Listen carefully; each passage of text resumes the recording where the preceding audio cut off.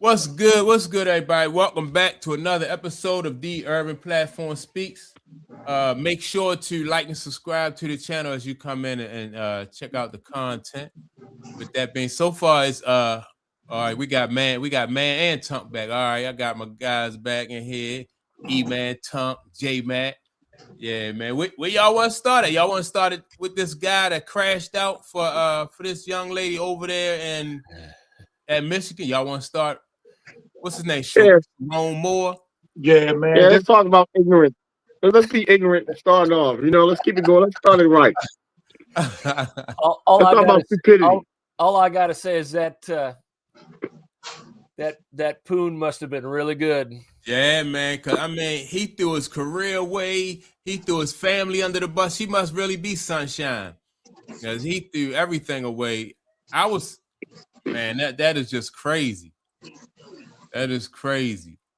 And I've heard of some stupid moves before, but this takes the cake, yo. This goes above and beyond stupidity right now, man. Especially, Mike, you just mentioned, if you know people don't really want you in that position, you got to move a certain way. Yeah. Want you in that position, yeah. Because I hear people talking about, well, they fired him because he black, right? Every time we get laid off, it's a conspiracy. No, sir. I'm like, I ain't even no matter what I don't care if people like you because you too or dislike you because you're too fat or you don't have enough hair. You know that they don't want you there. So what you got to do? You got to dot your I's and cross your T's. It's too late. You can't say, well, I get a pass because I'm a minority. I'm too fat. Or I'm bald head. I get a pass. It don't work like that. But like I said, Mike, it would be interesting because the word is that they knew about the inappropriate relationship last year, right? Mm-hmm. But he beat Ohio State, right? So they said they knew about it, but they couldn't prove it. Yeah, but listen to me though, man. They had no proof on it. Listen, man, listen to me. So I wonder if he'd have beat Ohio State this year, would they still would have kept the raps on it? Because I don't believe that they ain't had no proof. I don't believe none of that. I believe that they beat what they said. What they said was the situation was the girl came forward and threatened to go to the media because he was threatening her. And the school wouldn't do nothing about it. So that's how it all broke off. She went to the administration. The administration was like, look, this guy, he keeps threatening me. He wants me to get an abortion. And I don't want to do that. I don't want to talk to him and everything. I need you to do something about it. Then the school, the athletic director finally had the proof that he was having an affair. Oh. That's the way that went down. She snitched on him. Still think if they beat Ohio State, hey Jim, you know how that game is, man. You know how that game is, man. But you're talking about a team that just won the national championship 2 years prior to that, man. Beat Ohio State is cool, but come on, the controversy that he's bringing to Michigan right now. But Ohio State win ain't like that, man. That's the end all be all. Ask Jim up that way. Ask Jim. That Michigan Ohio State is like religion, man. It's like religion. It ain't. See, we don't know the whole grasp of it. We over here on the East Coast. We don't know the weight of that, man. That rivalry means everything, man. That rivalry means everything. I'm not saying that it don't, but look at the position Michigan is in now. Then keeping this dude. Just because you beat Ohio State, that don't make you keep this situation in your building. I bet you. I'm not saying he wouldn't have went away, but I bet you it wouldn't have been all this smear with it. I bet you they'd have controlled it more.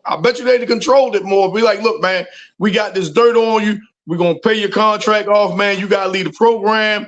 What I'm saying is gonna be we left. You know what I'm saying? You got some personal issues, things like that. It wouldn't have been this smear program. You know what I'm saying? When they got his mess.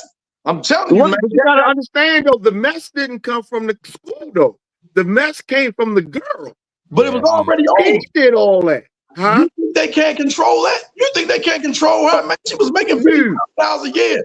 She ain't carrying that. She was making 90. She was making 90. Yeah, she just got a raise. She started at 50. Right. And so he gave her a raise this year. You better get a raise. Yeah, he definitely gave her a raise, all right. Yeah, he gave her a raise.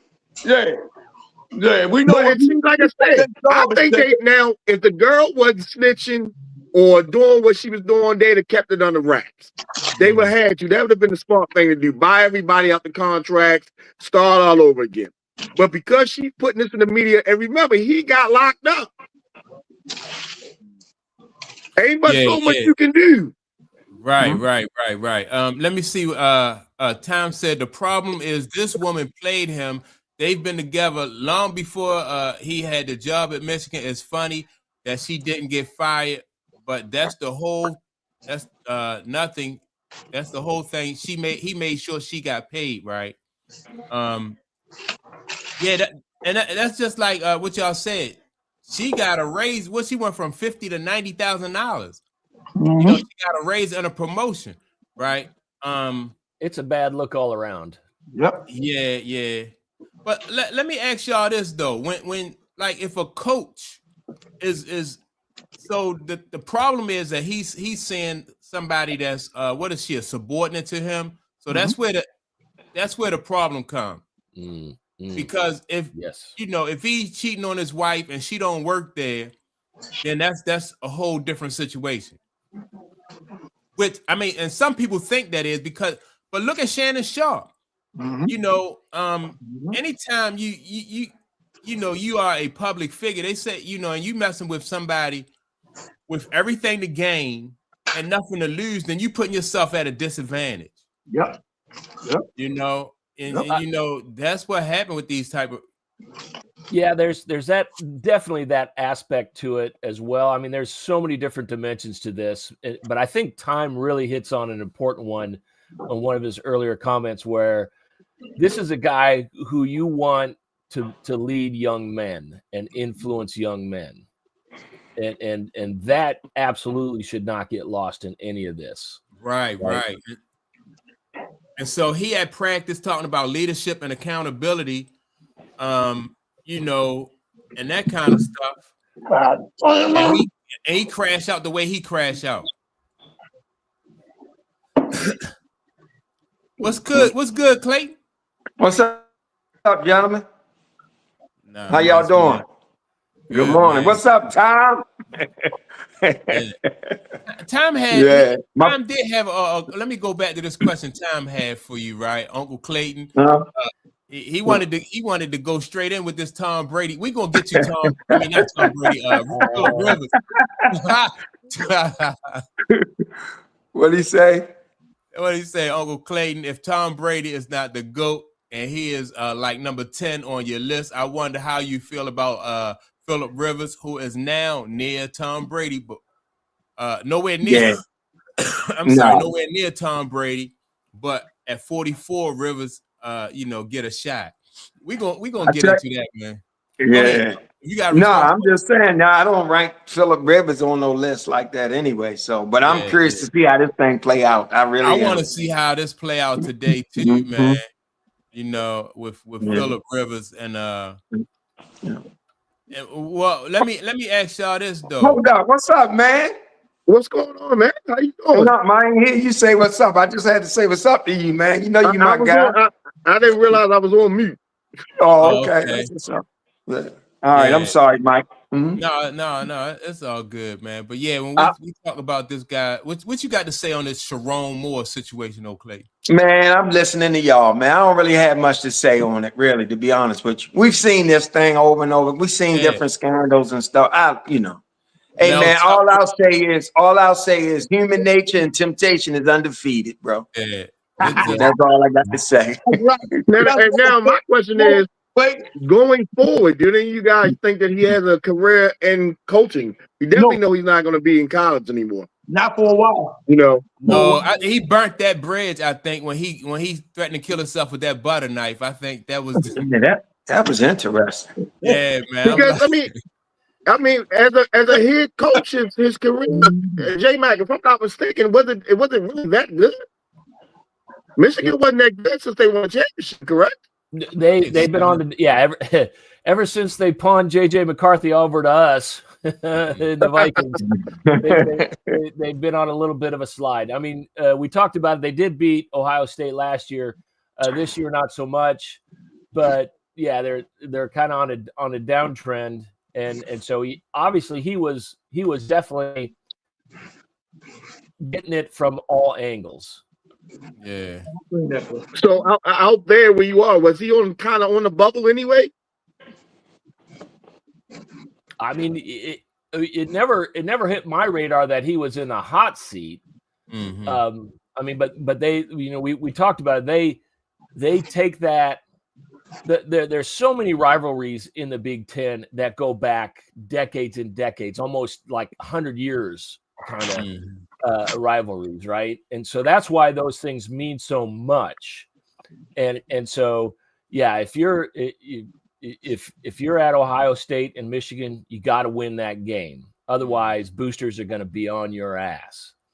Yeah, and they spend that money. And I mean, that's just baseline pressure. And then, I had obviously had no idea about this woman thing, but yeah, I mean, if you're going to crash out that hard, and make those kind of crazy statements, I'm going to kill you and then I'm going to kill myself, and that dude's got. I'm not even worried about his job. I'm worried about his mental health, man. That dude needs a lot of help, and that's priority number one. Yeah. Let me ask y'all something. Do you think the attempted, the alleged attempted suicide was about the girl getting caught in that scandal or losing his job? Because sometimes people want to jump off the roof when they lose their job too. That's what I think it was, losing his job, Clayton. Yeah. By the time he went over there, he had already gotten fired. By the time he went over the house, he had already gotten fired. Yeah. Yeah. He was just snowballing, and that snowball was getting way too big. Exactly. With the combination of everything that's going on at one time, it just he lost everything. I mean, when you lose your job, your wife, you know what I'm saying? He lost your girlfriend, he lost his kids. Right. I mean, it's just credibility, your legacy. He lost his reputation. Yep. Like, he might not even be able to coach high school football now, because like Tom said, now influencing young guys, ain't nobody going to want to do that, especially when you're going into the high school level. You're a big influence on these athletes in the high school level. They don't want you around those high school cheerleaders either. You know what I mean? It's just a whole bunch of high school cheerleaders, college cheerleaders. If you were, I think, what are you making, like he was making like $6 million a year, something like that. Yeah. He had 14 million left on his contract. And here you go, you have an opportunity. You have opportunity. You're making generational type wealth. Your kids gonna go to a good school. Your wife can stay at home and just and just run that. All that's down. That's a big life change to go from millions of dollars a year to now, like, how you gonna pay the bills now? That's right. And then his contract, they voided his contract, so he doesn't get the 14 million. Where a lot of other people, they just get fired and they get they get the thing. Yeah, well, you're right, man, because he got fired with cause. Yeah, so they voided his 14 mil. That's right. Yeah, he ain't getting that. He not getting that. Yep. Y'all know Mel, what was his name? Mel Tucker from Michigan State tried to go back and sue Michigan State. Yeah. Because they voided his contract. And he tried to sue him. Because what I was looking at, that he had a clause in his contract about fraternizing with staff members and everything. Most of them do, man. Most of them do that behavior was in the contract. Yeah, most of them do. Yep. With Urban Myers, right? Mm-hmm. Didn't he get caught in a scandal like with strippers or something?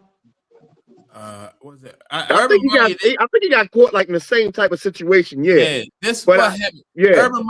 Urban Meyer was he was supposed to fly back. He was with the NFL at that time, right? Yeah. He was with the NFL at the time. With the team, but he went and saw this young lady. I think she was a stripper. He went and saw her instead of going back. They had lost. He didn't say anything to the team. He didn't fly back on the team plane. He went to see her, and that got out. So they like that. It was a bad look. The reason I asked, because I believe his name is being thrown around again for coaching.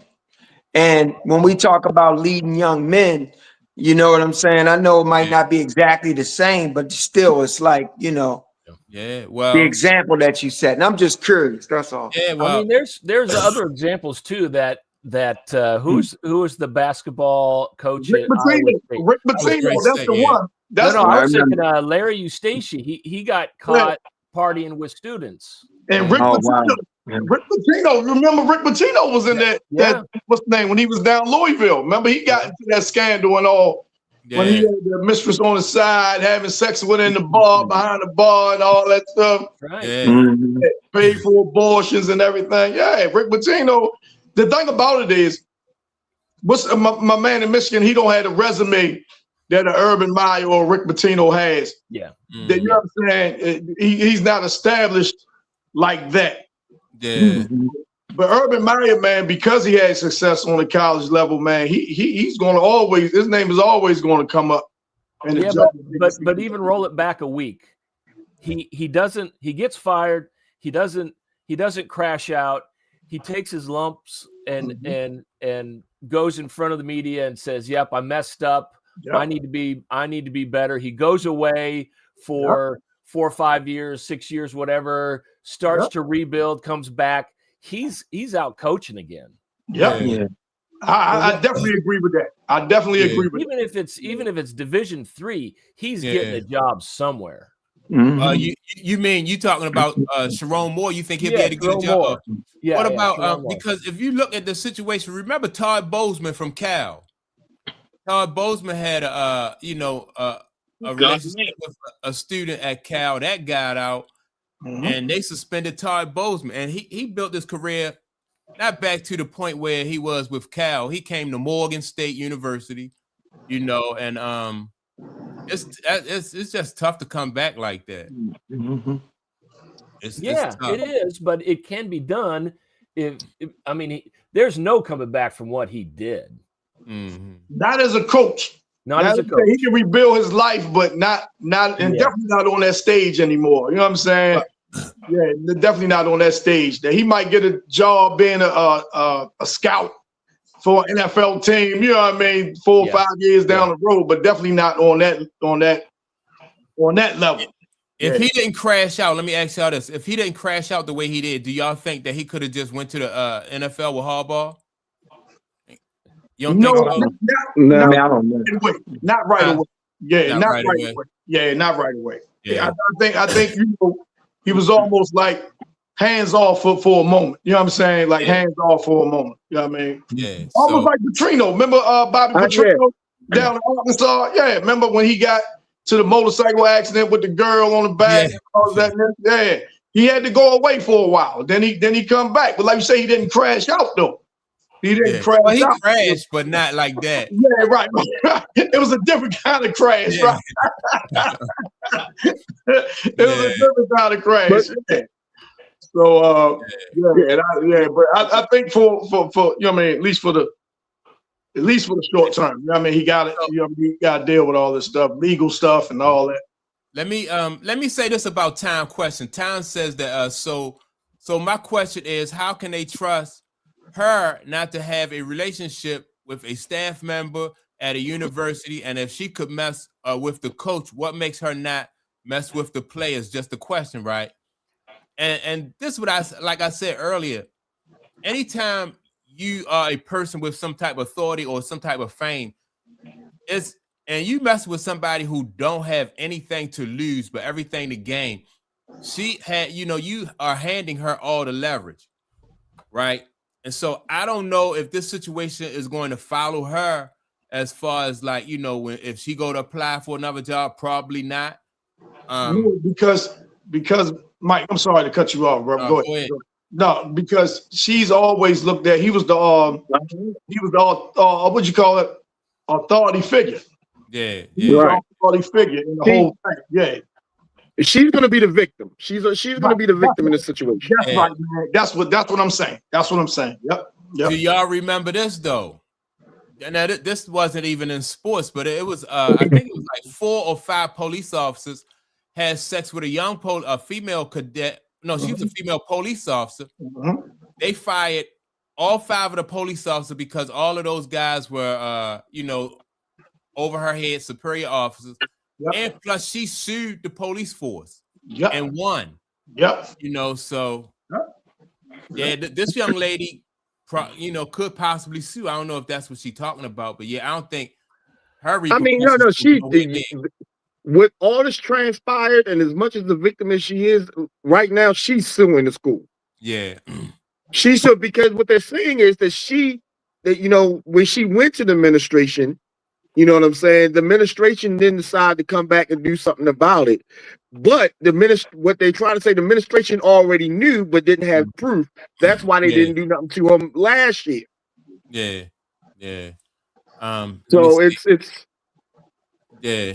you all right. So Tom said this is a great lesson for young men to understand that they are leaders, and whatever you do to a woman will be crucified, and you will be made an example of. Right? This still is going to continue to happen. Like this, Sherrone. This won't be the last Sherrone Moore. Remember, Todd Bozeman go way back. Patino go way back. It's going to happen. It's going to happen. People still. It's part of life. Yeah, it's going to happen. So it's just sad, man, for his wife and his kids. For his kids, that decision he made just altered their life. In a big way. So yeah, man. But all right, let's get into this Phillip Rivers, man, coming back. How old is Phillip Rivers? Like 44? 44. He's 44, man. Been out the league for 5 years.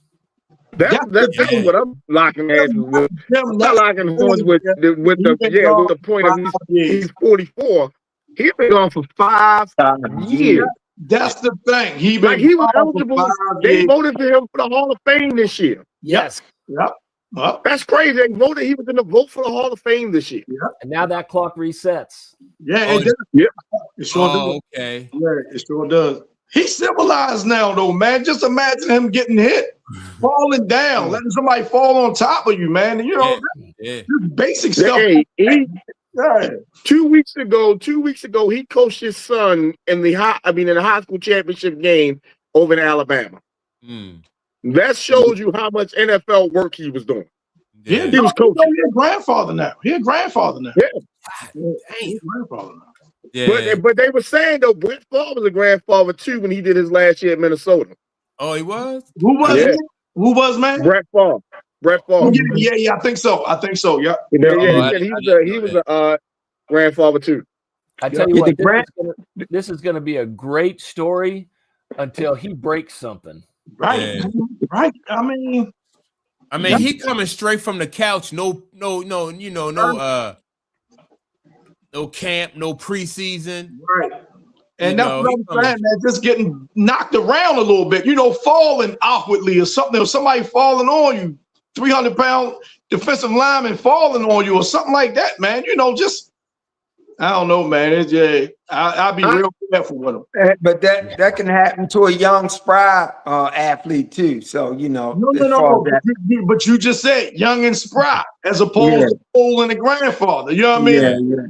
But the grandfather thing don't get me that much because anybody can become a grandfather. That's beyond your age. That's just your child doing what they do. You know what I mean? But no. You gotta be a certain. Now then, listen. All of us are, mature men, right? We don't bounce back like we used to. You know what I'm saying? The check engine light come on sometime. We walk into the bathroom and brush our teeth. You know what I'm saying? With all due respect, though. If we stay active and stay exercising and stuff like that, our lifestyles dictate that.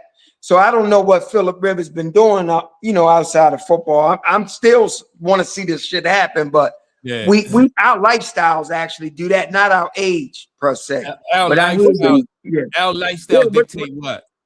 the thing with Phillip Rivers how is fast we recover and all this kind of stuff as we get older. It's not the age, it's our activity level. I mean, see, with me, the thing with Phillip Rivers would be this. One, we know he will make good decisions. Okay, so we know he's going to do that. That's always been Phillip Rivers' thing. Yeah. My thing is, one, the arm strength, and two, what do Phillip Rivers do on long drives when they doing 15 and 20 snaps? You know what I'm saying? Going down the field, what is his energy going to be like for that? You know what I'm saying? Because that takes a lot. Hand that ball off. You know, and then when but look at Jonathan Taylor though. Seattle is a great defense. They're gonna stack 8 in the box to stop Jonathan Taylor. They're gonna make Phillip Rivers beat them. Yep. It ain't gonna be Jonathan Taylor because the last 3 games they did the same thing. All the defenses stack the box, stop Jonathan Taylor and make Eddie beat you with the pass. I'm gonna say this though, man. If Seattle don't stop, because when you stack that box, you leave the back end vulnerable. And Jonathan Taylor and the Colt, they got a hell of a running game. So if he do find daylight, he gonna hurt Seattle. Well, see, and I agree with that. It was the first half of the season. But if you look at Indy and what Jonathan Taylor's doing in the last 4 games, that's not been the same that was in the first half of the season. I don't know, because I'm not an Indy fan. So maybe one of the fans out there can tell us or whatever. I don't know if some of the offensive linemen is hurt, if Jonathan Taylor just running out of steam. I don't know or is the concept changing or whatever. But the Indy team that we seen playing now is not the same we saw at the last 4 or 5 games. Man, the quarterback play has went down. Daniel Jones hasn't been playing as well as he was playing the first half of the season. So they was doing exactly what Clayton said. They was making Daniel Jones beat him, and he wasn't able to. Yeah. And I think they get schemed up. You get enough work, after about 6-7 weeks in the league, during the season, they got so much film on you, they start scheming you up a little bit, figure out your blocking schemes and stuff like that. So I mean, look at what's happened to Tampa Bay. Yeah, they have fallen off. They started off hot and they have fallen off. Yeah. Yep. Mayfield used to look like they was talking him MVP voting, and now they might not even make the playoff. Carolina took over that. Yep. They might not make the playoff.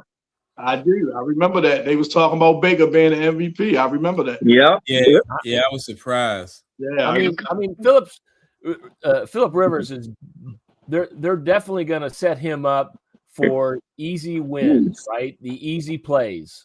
So I mean that's and so their offense is gonna be basic. It's going to be simple, and it's not going to be deep. Is that going to be enough for them to win, though? Yeah, who knows? Because back to Clayton's point, who's got any relevant tape on Phillip Rivers, right?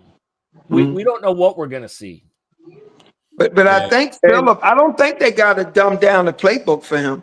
No. They're just not going to do anything complicated and deep, right? He's got the football IQ, right? Yeah. And they may put in stuff that they haven't run before this year that is new and he'll be able to grasp it. They're just not going to be going 30 40 yards down the field, and they're not. I mean, they're going to. Don't he have a relationship though with the offensive coordinator already? That's what I thought. I thought he's been in this system already. Well, remember Phillip Rivers retired with the Colts. Yeah. His last years were with the Colts. He runs that system. His high school team. He runs that same system. His high school team. Okay. It's going to be interesting. That was one of the main reasons that they brought Phillip Rivers in, because he knows the system so well. Right. And the crazy part about it is I'm watching 4th and 1 with Cam's. Cam Newton's thing, and Cam Newton is jamming on Phillip Rivers because he figures, well, I could have played too. Nobody gave me a phone call and everything. But do you think they thought for a hot minute of calling Andrew Luck before they called Phillip Rivers? Yeah, but I think he would have. But I think Andrew Luck, his thing was like, He didn't want to play because he was hurt. I think his was an injury thing. Yeah, it was medical with Andrew Luck. Yeah, I think his was injury, and they didn't really want to play it up. But I think some doctor said, "You take another hit, you done." Yeah, and he was just like, "Yo, I'm not. It ain't worth it. I ain't doing this." Right. He was forced into retirement for medical But reasons. I wouldn't be surprised, Jim, if they at least kick the tires a little bit, though. Right. Yeah, I wouldn't be surprised. Yeah. But I know he's like, look, ain't coming back. We got a been good on maybe the shelf longer than 6 games left. Right? Huh? Andrew Luck has been on the shelf longer than Phillip Rivers, haven't he? Yeah. Yeah.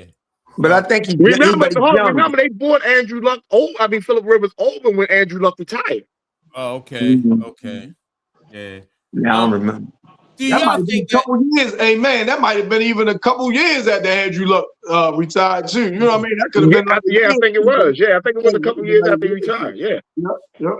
Do y'all think it's just entitlement though for Cam Newton to think that the coach should have called him just because he a few years younger? You know. Yeah, I do. Yeah. I think it. I don't even think Cam should have made that about himself, man. People got preferences. You know what I mean? People have preferences. You can't slap in the face. I mean, only way I looked at it is a slap in the face. If they brought both of them in there to work out and Cam, you know what I mean, outplayed them in the workout, and then they still went to Phillip Rivers. Other than that, I don't know why Cam would take that personal, man. I don't really get it. I could take. I'd be like, they ain't call me either. You know? Cam Newton has his ego that he's still a good quarterback.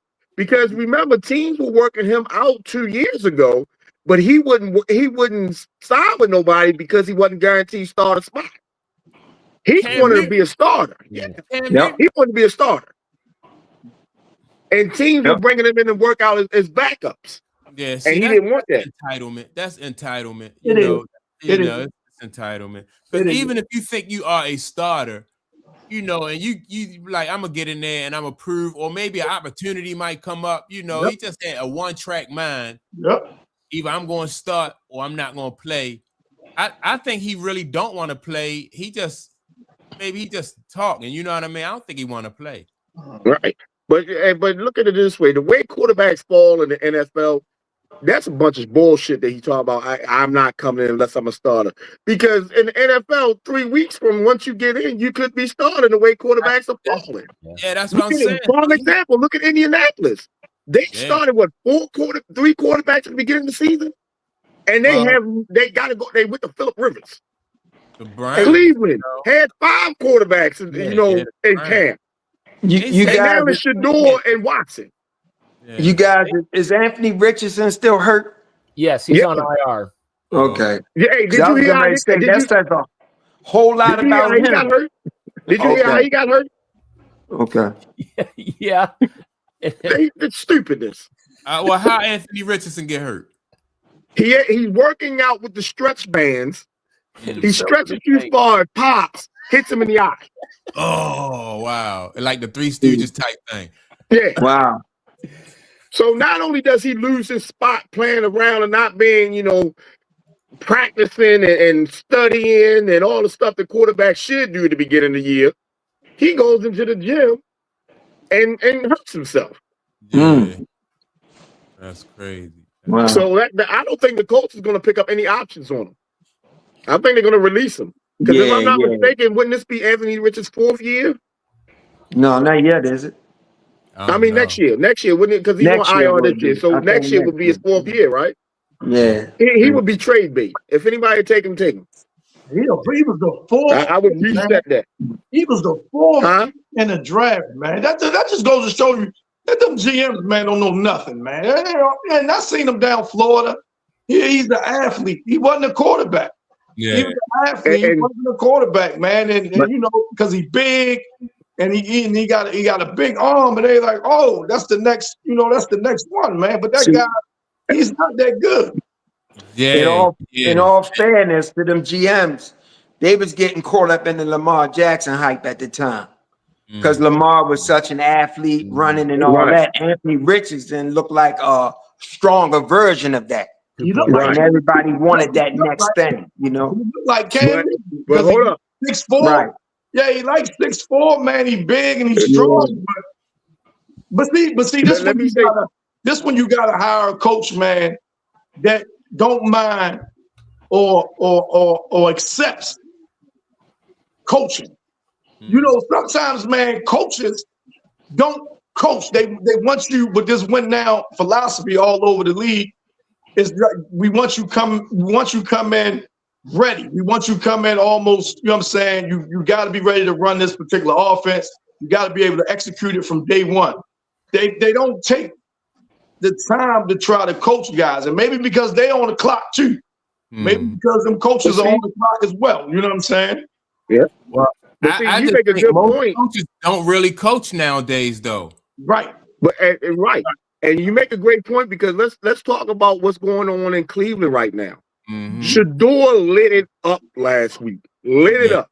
3 passing touchdowns, 1 rushing touchdown, and they pulled this guy out of the game to win. Okay.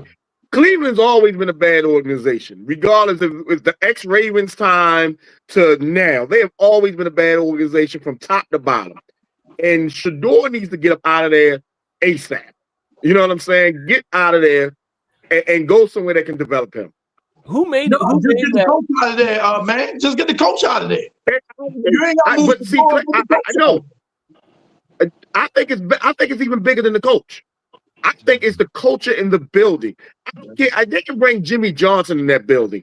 I think Cleveland just has the aspects of not to win, especially when you do the deal with Baker Mayfield. Baker Mayfield just took you to the playoffs, and you go out and get your boy from Houston. Man makes a point. It is bigger than the coach, Tunk, because this dates back way back when they was having all those other different quarterbacks. Back in the 90s and late 90s and stuff. Before Stephanski even got there, they always had came back in 99. And they said quarterback since 99. Yep. Listen, Cleveland about 10 years ago, about 10 years ago, remember they had that great team where they had Odell Beckham down there, just came from the Giants, and they had Baker Mayfield, and everybody was saying, and they had Chubbs down there, and everybody like, yo, Cleveland's going to the playoff. I mean, the Super Bowl. And they fumbled that so bad it was ridiculous. But you know what was interesting though? In Kevin Stephanski and Baker Mayfield, they wind up going to the playoffs and beating Pittsburgh. And I don't know why, for the life of me, they thought, this is an organizational thing. They thought Deshaun was going to be an upgrade from Baker. They didn't let Baker was still early. He didn't let Baker develop and grow. Him and Stephanski had chemistry, but they went right out and got Deshaun Watson. So to me, it's way bigger than the coach. Exactly. It was the other guy. It was the other. Stephanski was the coach. Kitchens. It was the dude. I think his name was Kitchens. He was the coach before Stephanski was there. Yeah, but Baker got Kitchens promoted because Kitchens was under Hugh Jackson. And he got him promoted, and it was a fail. And then Stephanski got hired, and then Baker and them took off, and they wound up going to the playoffs. Right. And that's what I'm saying. I don't think that the organization knows what to do when they get top stars in there. I don't think they know what to do to develop top stars. You got Myles Garrett that's over there right now. It's probably the best defensive player in the game right now. Okay, and you're wasting his talent, but he's so much of a generational player. He understands that and stays with Cleveland. But you can't keep wasting these kids like that. And just and Sanders is a prime example. If he doesn't get out of there, they're gonna waste him. Because I'm not a big Sanders fan, but damn, he looked good last week. He looked good last week. Yeah, he looked good last week. He looked great last week. Let me ask y'all this. Is Stephanski, was that his ego that did that because he don't want to? Because I see Stephanski. If Shedeur has any kind of success in the league, that almost makes Stephanski like a lame duck type coach, right? Because if he a lame, Stephanski cannot claim responsibility for any. Let me see. What's going on? I don't know. We got 2 mans. I know. Yeah, we got 2 mans. That's me. I got my tablet's dying. I'm coming out. Okay. Yeah. So if Stephanski has any type, I mean, if Shedeur has any type of success at the quarterback position, as a coach, he can't claim any of that. You know what I mean? He has a reputation as being an offensive mind and a quarterback developer, but Shedeur Sanders is not going to allow him to accept any responsibility because Shedeur Sanders, you know, because of his personality. So that almost make your coach a lame duck type of coach. And, you know, you want to be able to have some control and some say so. So I mean, think if that was his thinking, pulling Shedeur out and doing that crazy wildcat thing, that was just talk about shooting yourself in the foot, because that is a big risk. If this doesn't work, I am cooked, and it didn't work, and that's, I mean, that just is not good risk management there, because that made him look like an idiot. Right, it made it look like he wasn't trying to win the game. Yeah, and Mike, the piggyback on what you were saying though, Shedeur come in and have any type of success, right? And they put together a couple wins and stuff like that. The big question is going to be why you wasn't playing them early in the season. Right. Yeah, all that plays in. Right. All that plays why you wasn't playing them early in the season. And then you're going to say, well, he don't want Shedeur to have that kind of success because it didn't look right for not playing him. Do you understand what I'm saying?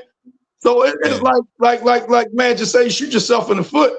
You know, trying to be right instead of, you know what I mean, should have been made the change and went to Shedeur, man, and see what he was able to do. There was an easy win-win here.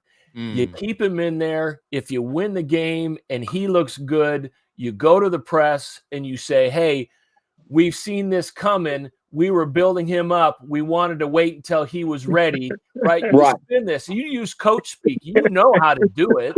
Yeah. Right. I mean, we developed him.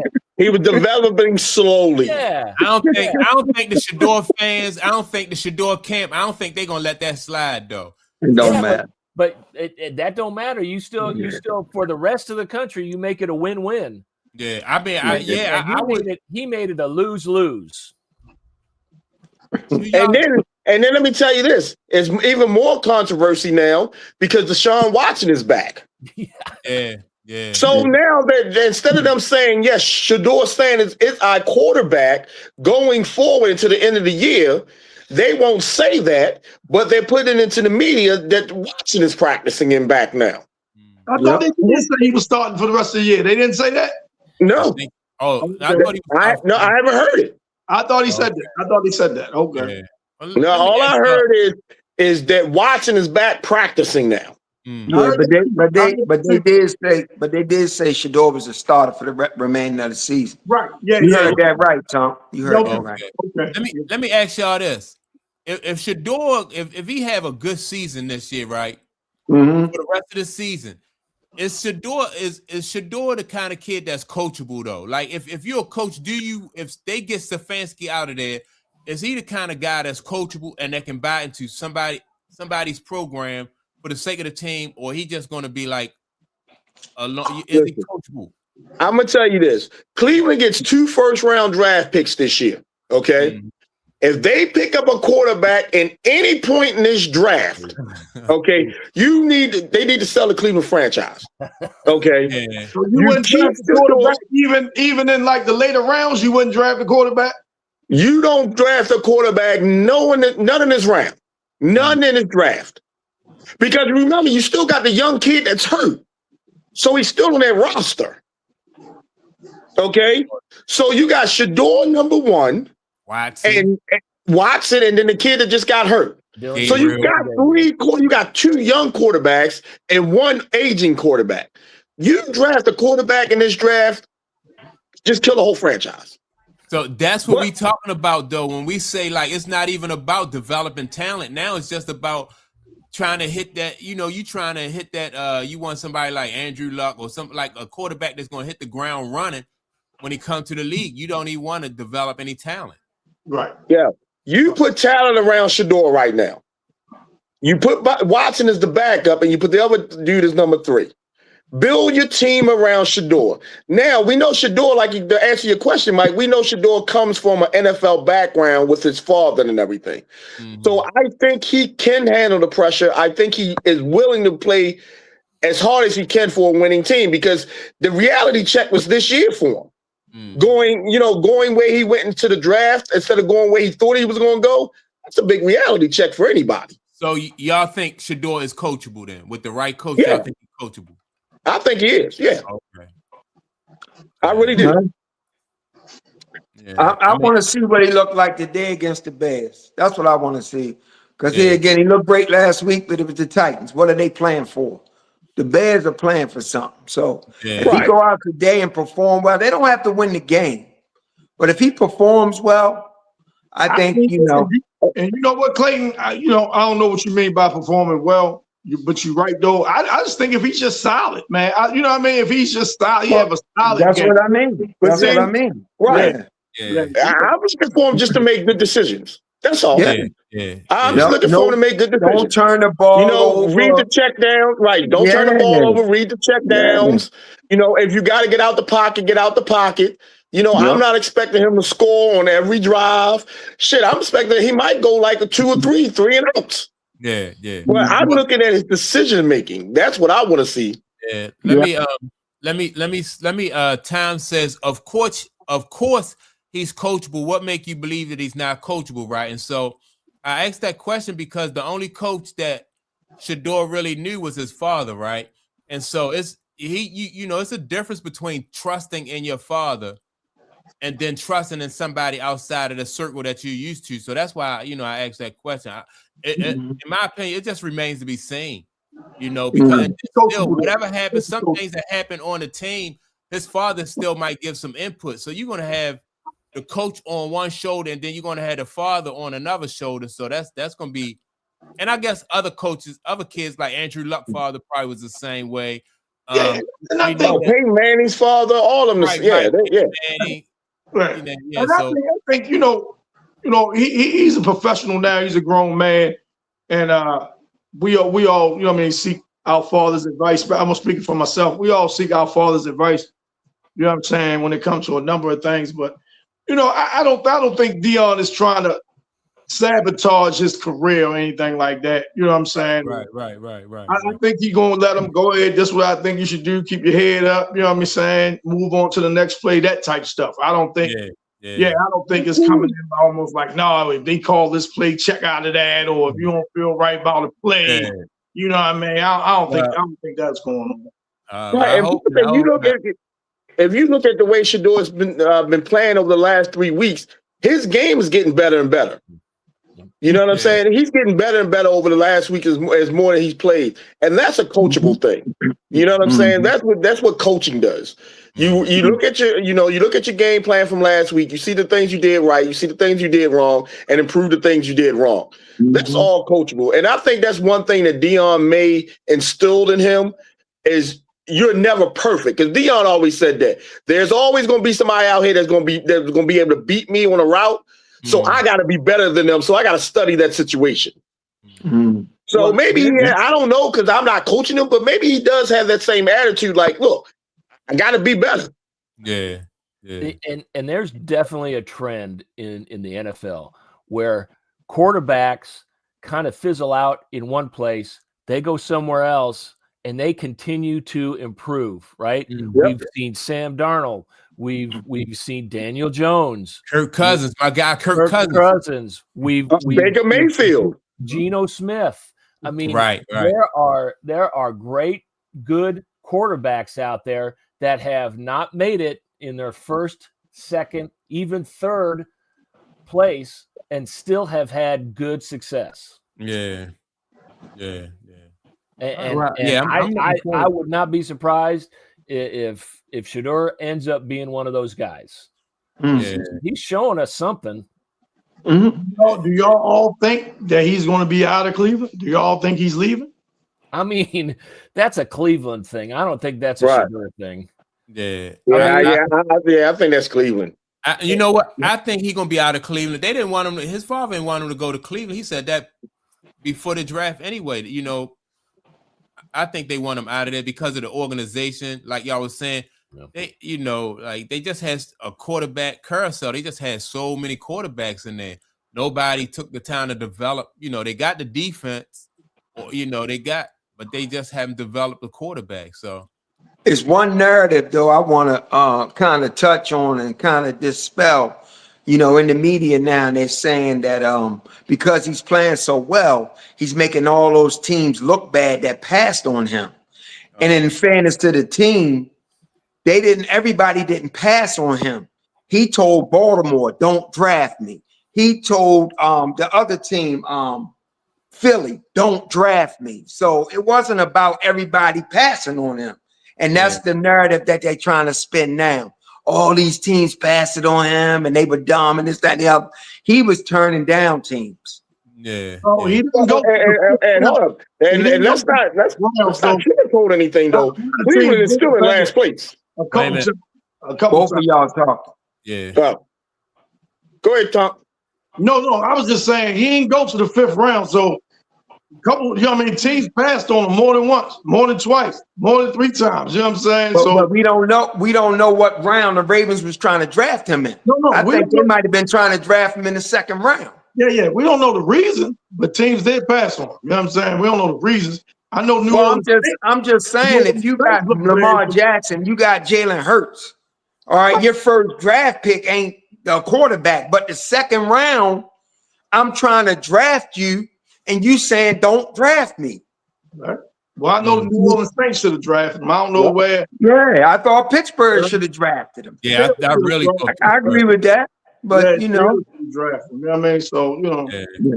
So yeah, I'm just looking forward to seeing him play. All right, hey, let's talk about that. What do y'all think about this? What is it called? The Emirates NBA Emirates tournament.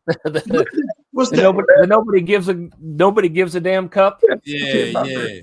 Oh, that tournament. The stupidest thing I've ever seen. Okay. Yeah.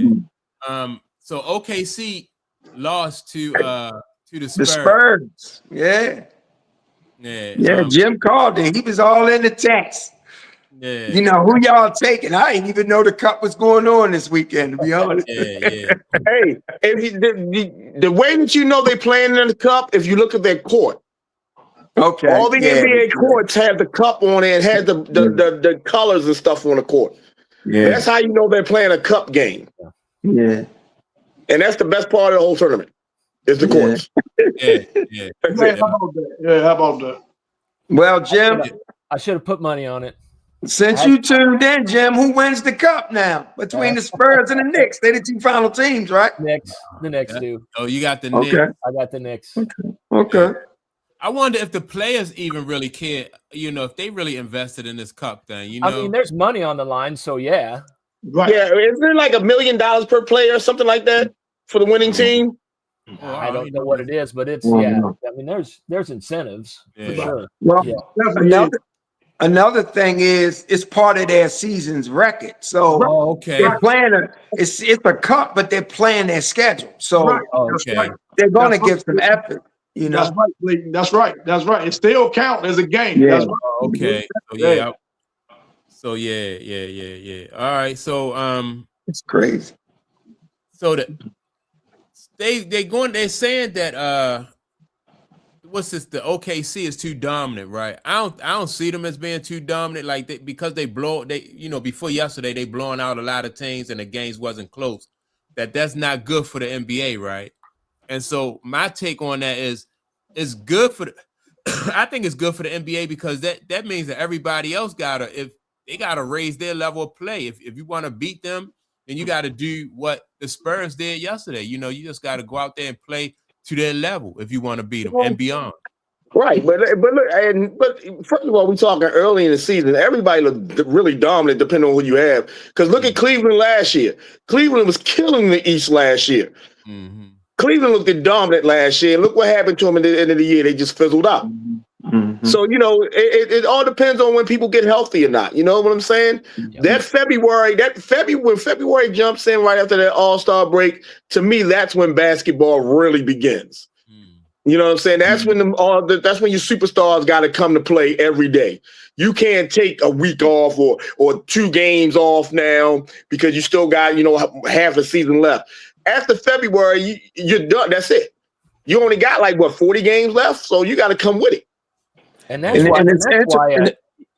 why a dominant season in this era is impressive. Mm-hmm. Because you're not playing guys like they were playing back the 95-96 Bulls who were destroying everybody, and they had the starting 5 in there most of the time, right? Right.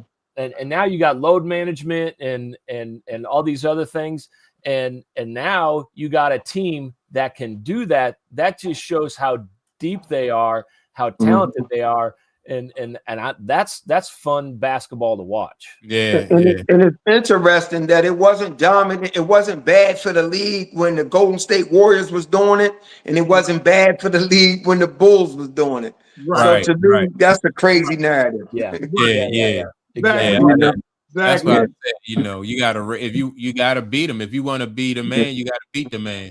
Yes. So but I like, in my opinion, I like Detroit, man. The way Detroit played, the way they set up, the way they structured, man. Detroit is tough. I mean, it's a Cade Cunningham coming out party. Oh yeah.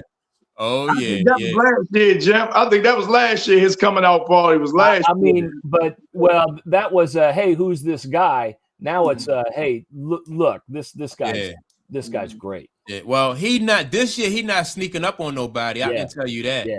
They with Isaiah. What's the guy named Isaiah Stewart?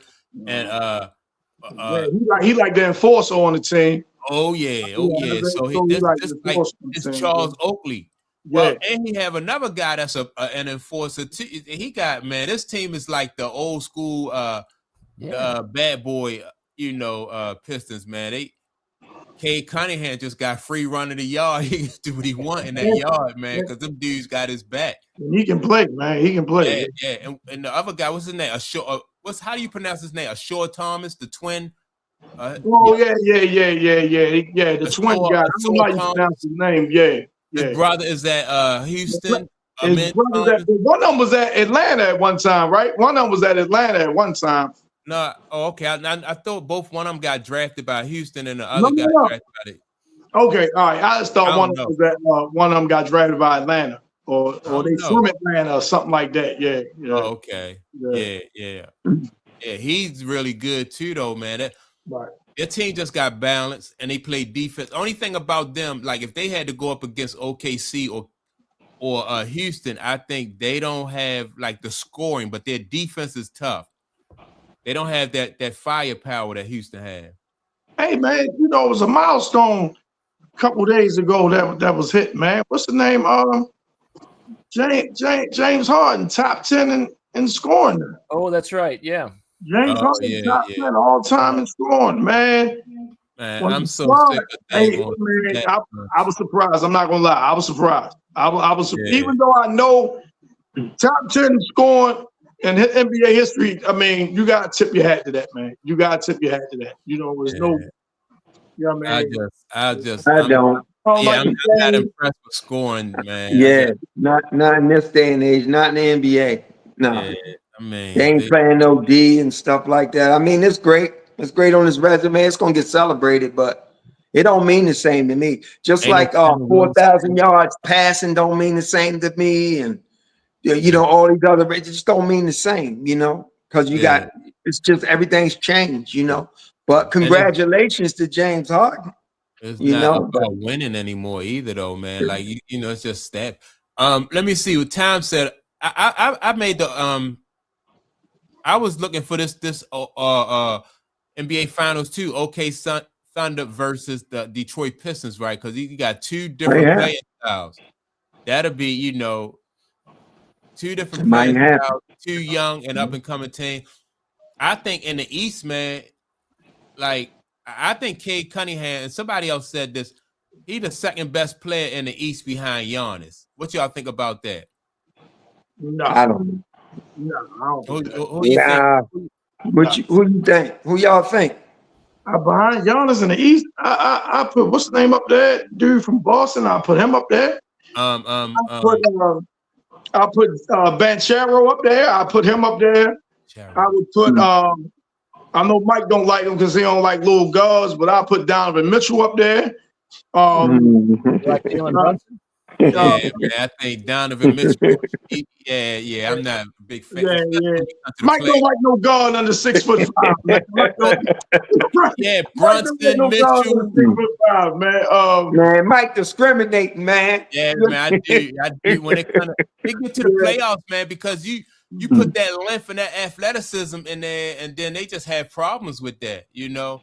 Isaiah, I think, was just like he just was different, man. To be able to I always like Donovan, even when he was at Louisville, man. I like Donovan. Yeah, I like him. Yeah, but I'm like, I don't think like somebody at 6'1", 6'2" gonna be your number one. It's just so it's just hard. It's just hard. I thought he was 6'3", but you know, he's not considered a big guard. But I like the way he plays. He plays to me almost like a poor man's Dwayne Wade, so to speak.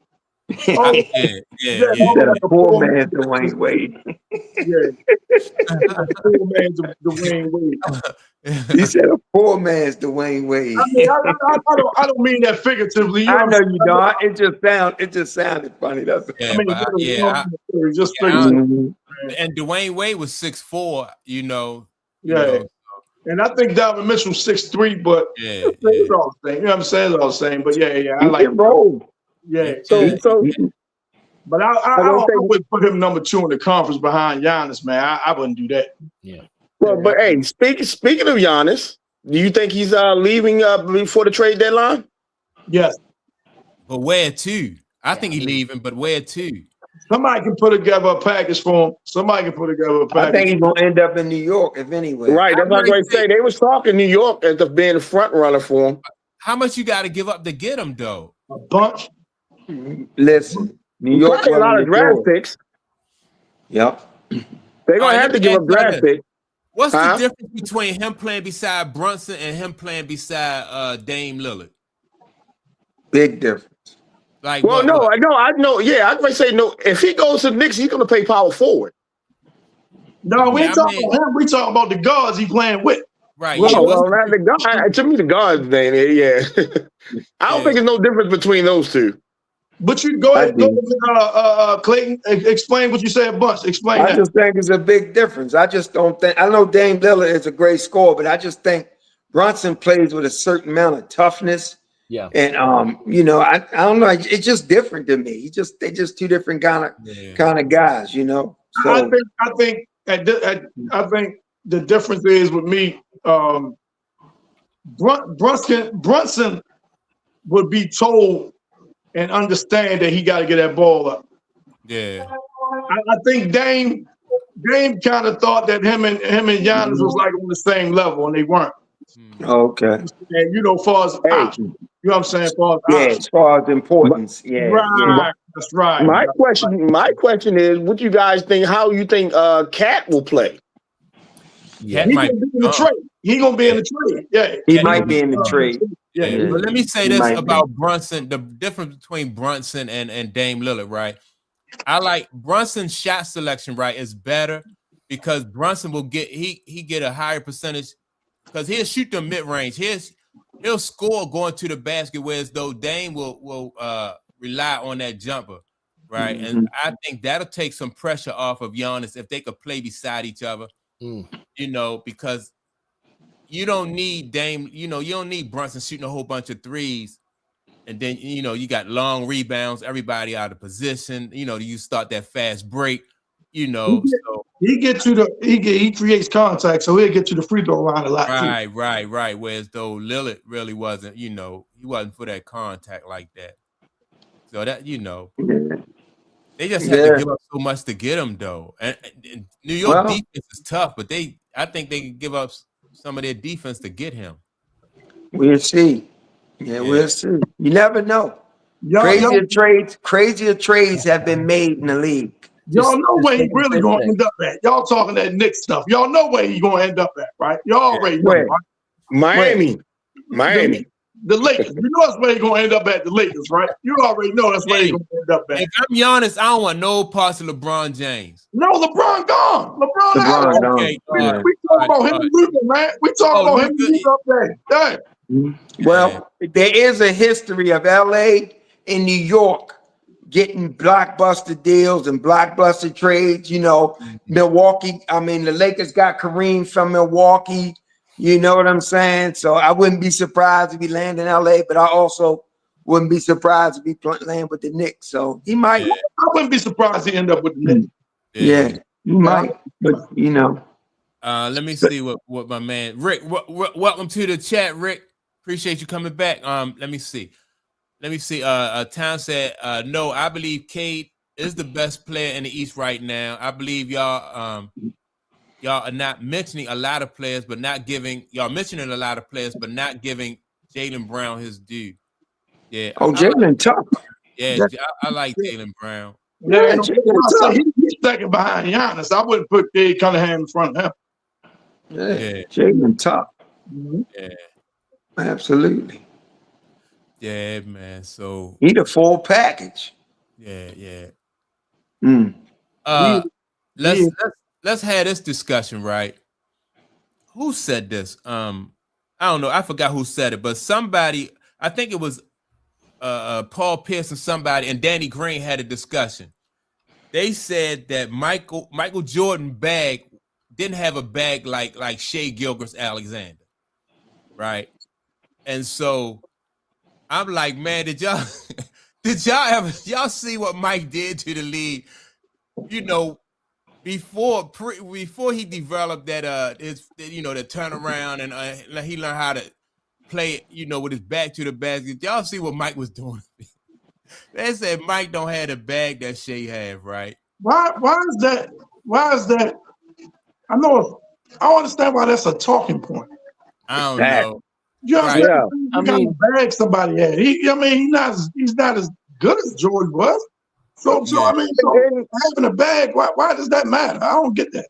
Well, I'm thinking the same thing. Like Jordan didn't need a bag because you couldn't stop the original stuff. Right. So he didn't need to put a bag together. And what do they mean? And what do they mean by his bag? Meaning what? All the things he could do? Right. Yeah. Right. And see, I just want to know what Mike couldn't do. That's all I want to know.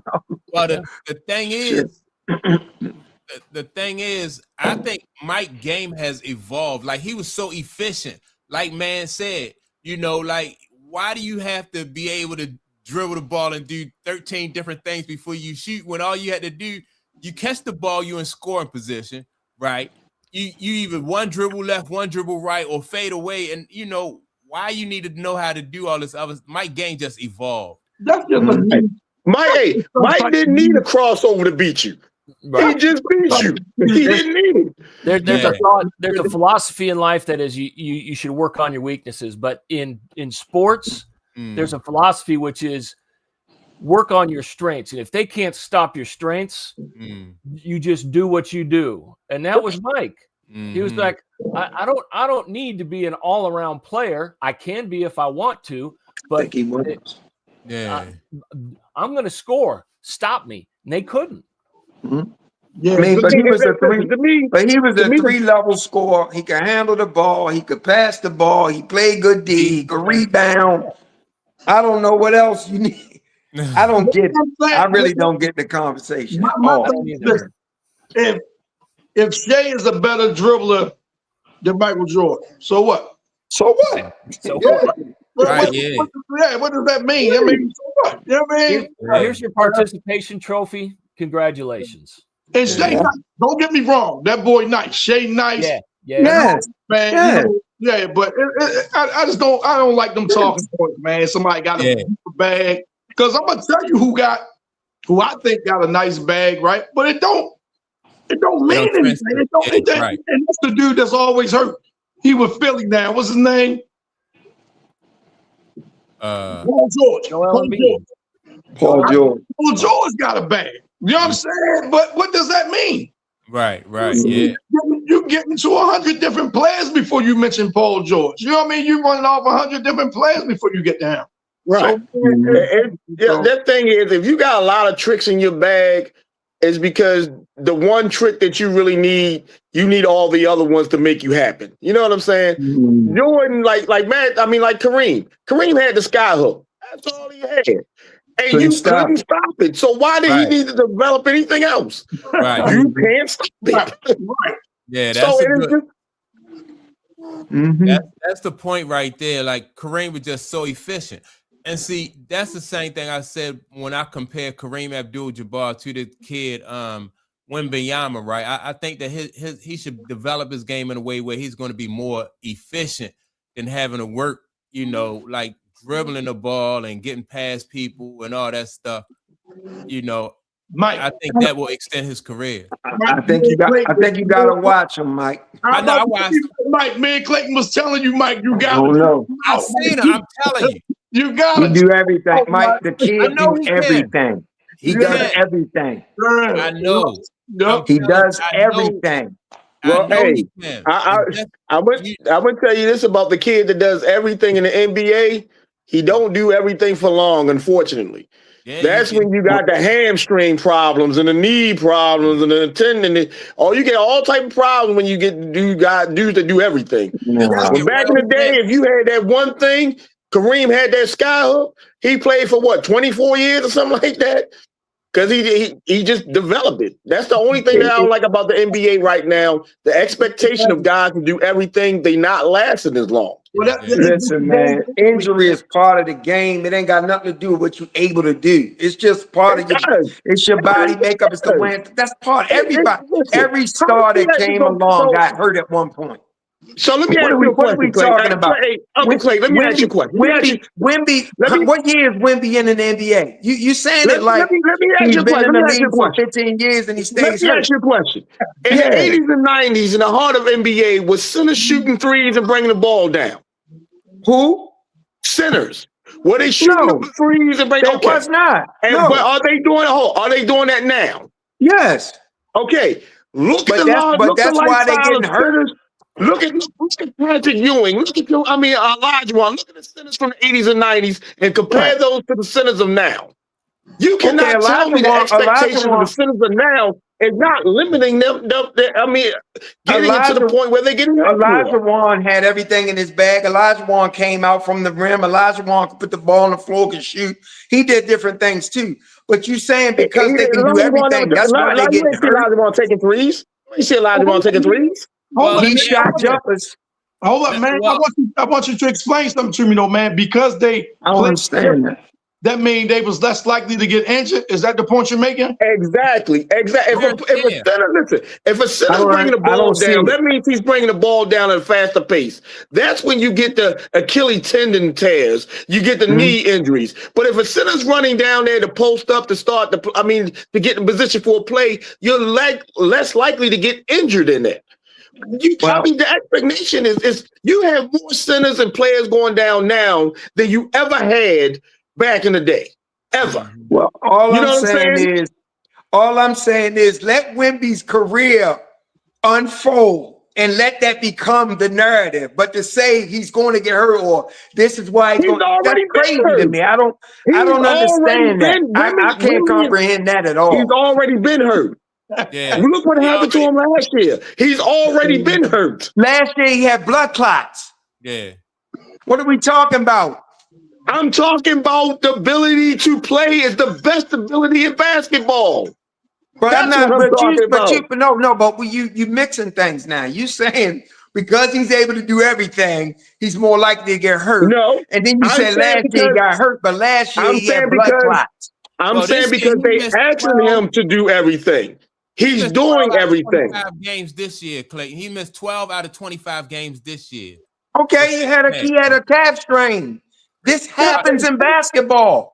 That's what I'm talking about. But it ain't because he can do everything. It's happening more often now in this era in basketball than it ever has before in basketball because centers are doing. And I agree with you.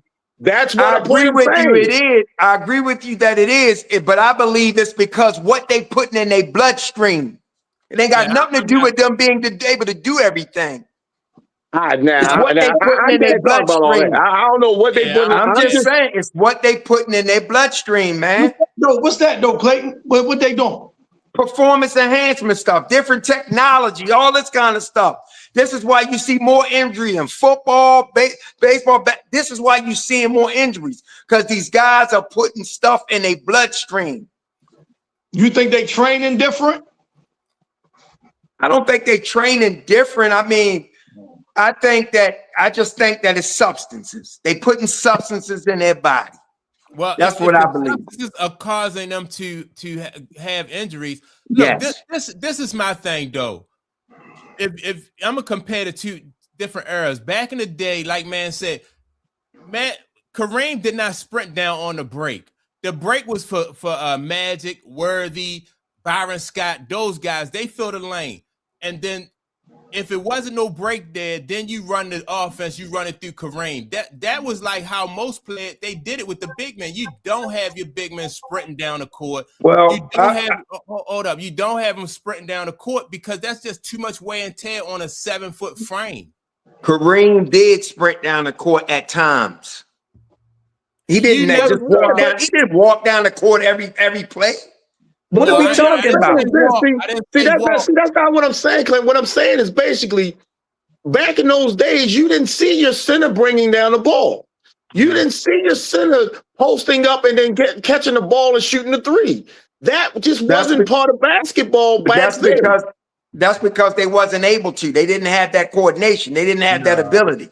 But what I'm saying, listen, I understand what you're saying about abilities and being able to shoot the ball. But what I'm saying is the new style of basketball, okay, is more wear and tear on big guys, because now they're asking the big guys to do the same thing they ask the small guys to do.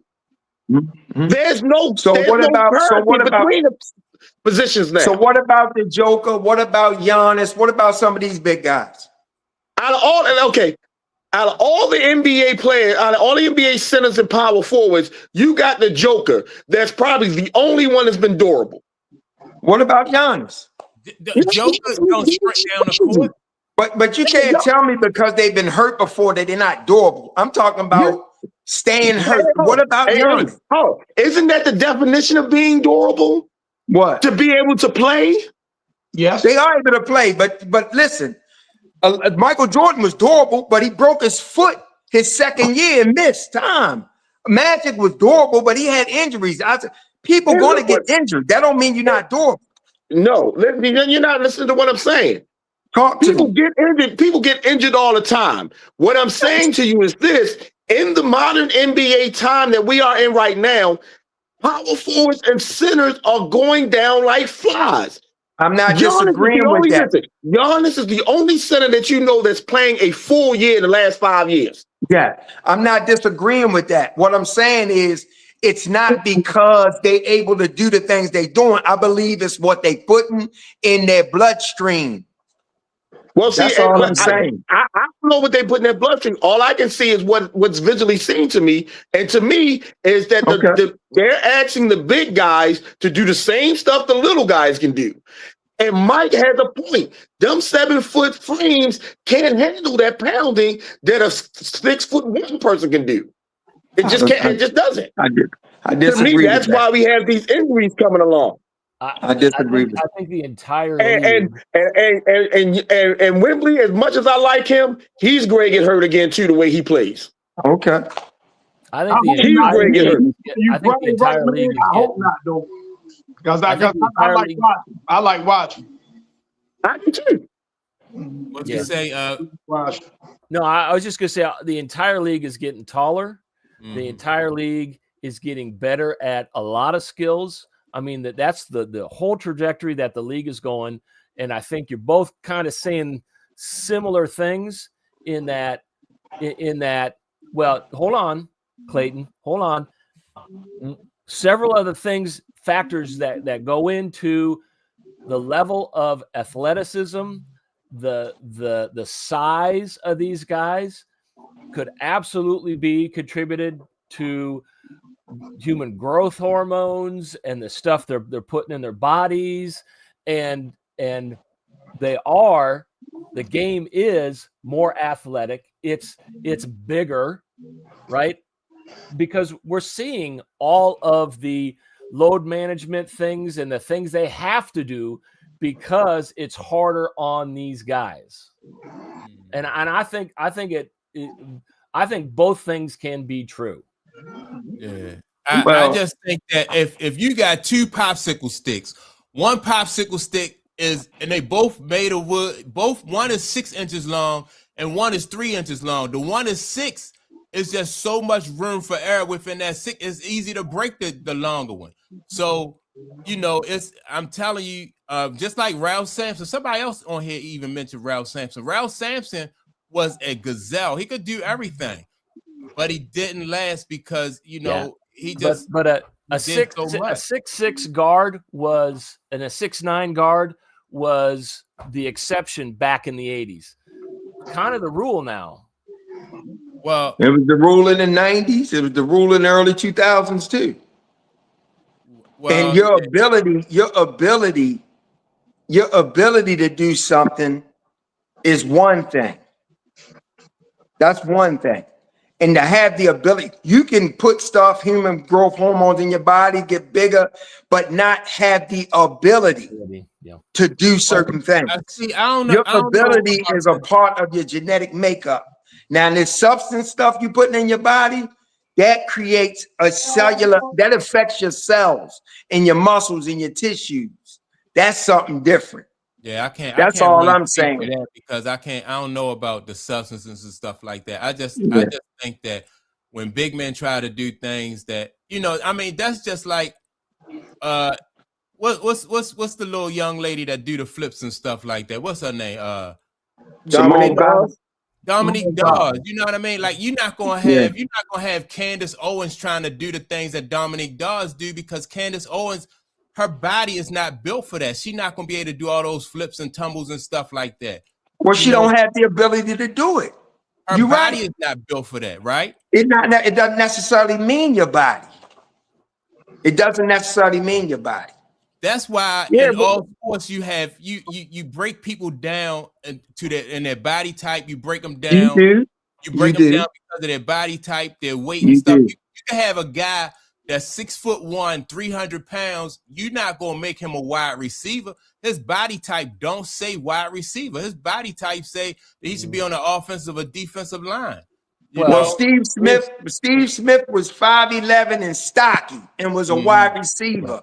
Right. It doesn't necessarily mean that. That's all I'm saying to you guys. Yeah. But Steve, you wouldn't put Steve Smith as a tight end. But see, you make a good point, Clayton, right? I don't know. Yeah, go ahead. You make a good point, but tell him like, and I'm a big Steve Smith fan, but it seems like Steve was more so the exception and not the rule.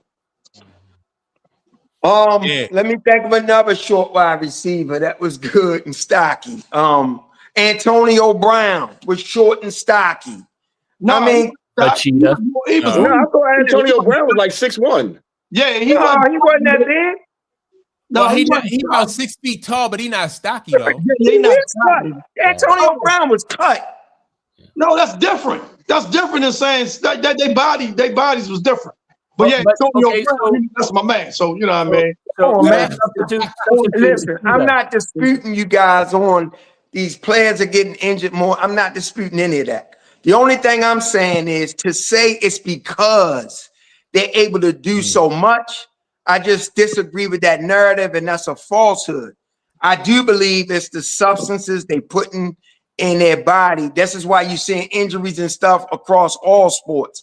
It's because now they turn into technology to try to produce certain shit. And then it's a contradiction to the natural growth of your body. So now when you start going out being active and putting pressure on stuff, you popping tendons, you popping Achilles, you doing all this stuff. That's just my opinion. But I have studied anatomy for the record. Yeah. I mean, I study history for the record. But I studied anatomy. I studied anatomy. History, I understand. history is one thing. I studied anatomy. Right. I understand what you're saying about anatomy and everything, but none of us go around and see what these guys put in their bodies. So we have no idea. Some of them could be naturally grass-fed and be vegans and be on point with everything they do to their bodies and still getting injuries. What I'm saying to you and what I'm trying to convey is that it's not such a coincidence is that now centers being asked to shoot threes, to set picks, to start plays, bring the ball down court in this modern day in basketball. And now we're having more injuries. Huh? That's because they can. Hey, but the problem is we just look at that. Just because you can, that don't mean you do. Well, yes, if you can, you do. No. If you can do it, that don't mean you do it. No. All I'm gonna say is look at the Joker, look at Giannis. You got centers in the league that's doing so many different things than centers from the past, and these guys are doable and they playing and they're not getting hurt. That's all I can say. Giannis was hurt last year. Anthony Davis is a great example of what I'm talking about. This kid was 6'1" and a guard. You can't tell me he didn't turn the human growth shit to grow that tall. And now he's that tall and he can't stay healthy. But that's not our argument, though, Clayton. That is not our argument. Your argument is because you're doing everything, that's why you're getting hurt. And that's to me, that's BS. My argument is because they asking a certain body type to do something that is not designed for. All right, I digress. History show look at Joel Embiid. Look at Anthony Davis. He do stay hurt. I don't know if he take peanut butter and jelly or whatever he do. I'm just telling you that his body. You asking if he was more efficient. Do you think that Anthony Davis was more efficient and played around the basket that he would get all those type of injuries that he? Yes, I do. I believe Anthony Davis is injury prone. I do. Yeah. Yes. And it's because of the growth hormones? That's what I believe. Yes. Yeah. Substances be putting in his body. You can't tell me you go from 6'1" to 7 foot. That's just crazy. Know. Yeah. But Clayton, in evolution, if you're 6'1", to reach 7 foot, you have to be 6'1" at some point in time. All I'm saying to you is when you're growing, he had to be 6'1" at some point in time to get 7 foot. Wasn't he 6'1" when he entered into the college ranks? No. No. He was 6'1" in high school. Okay. 6'1" in high school. Yeah. So that's what I'm saying.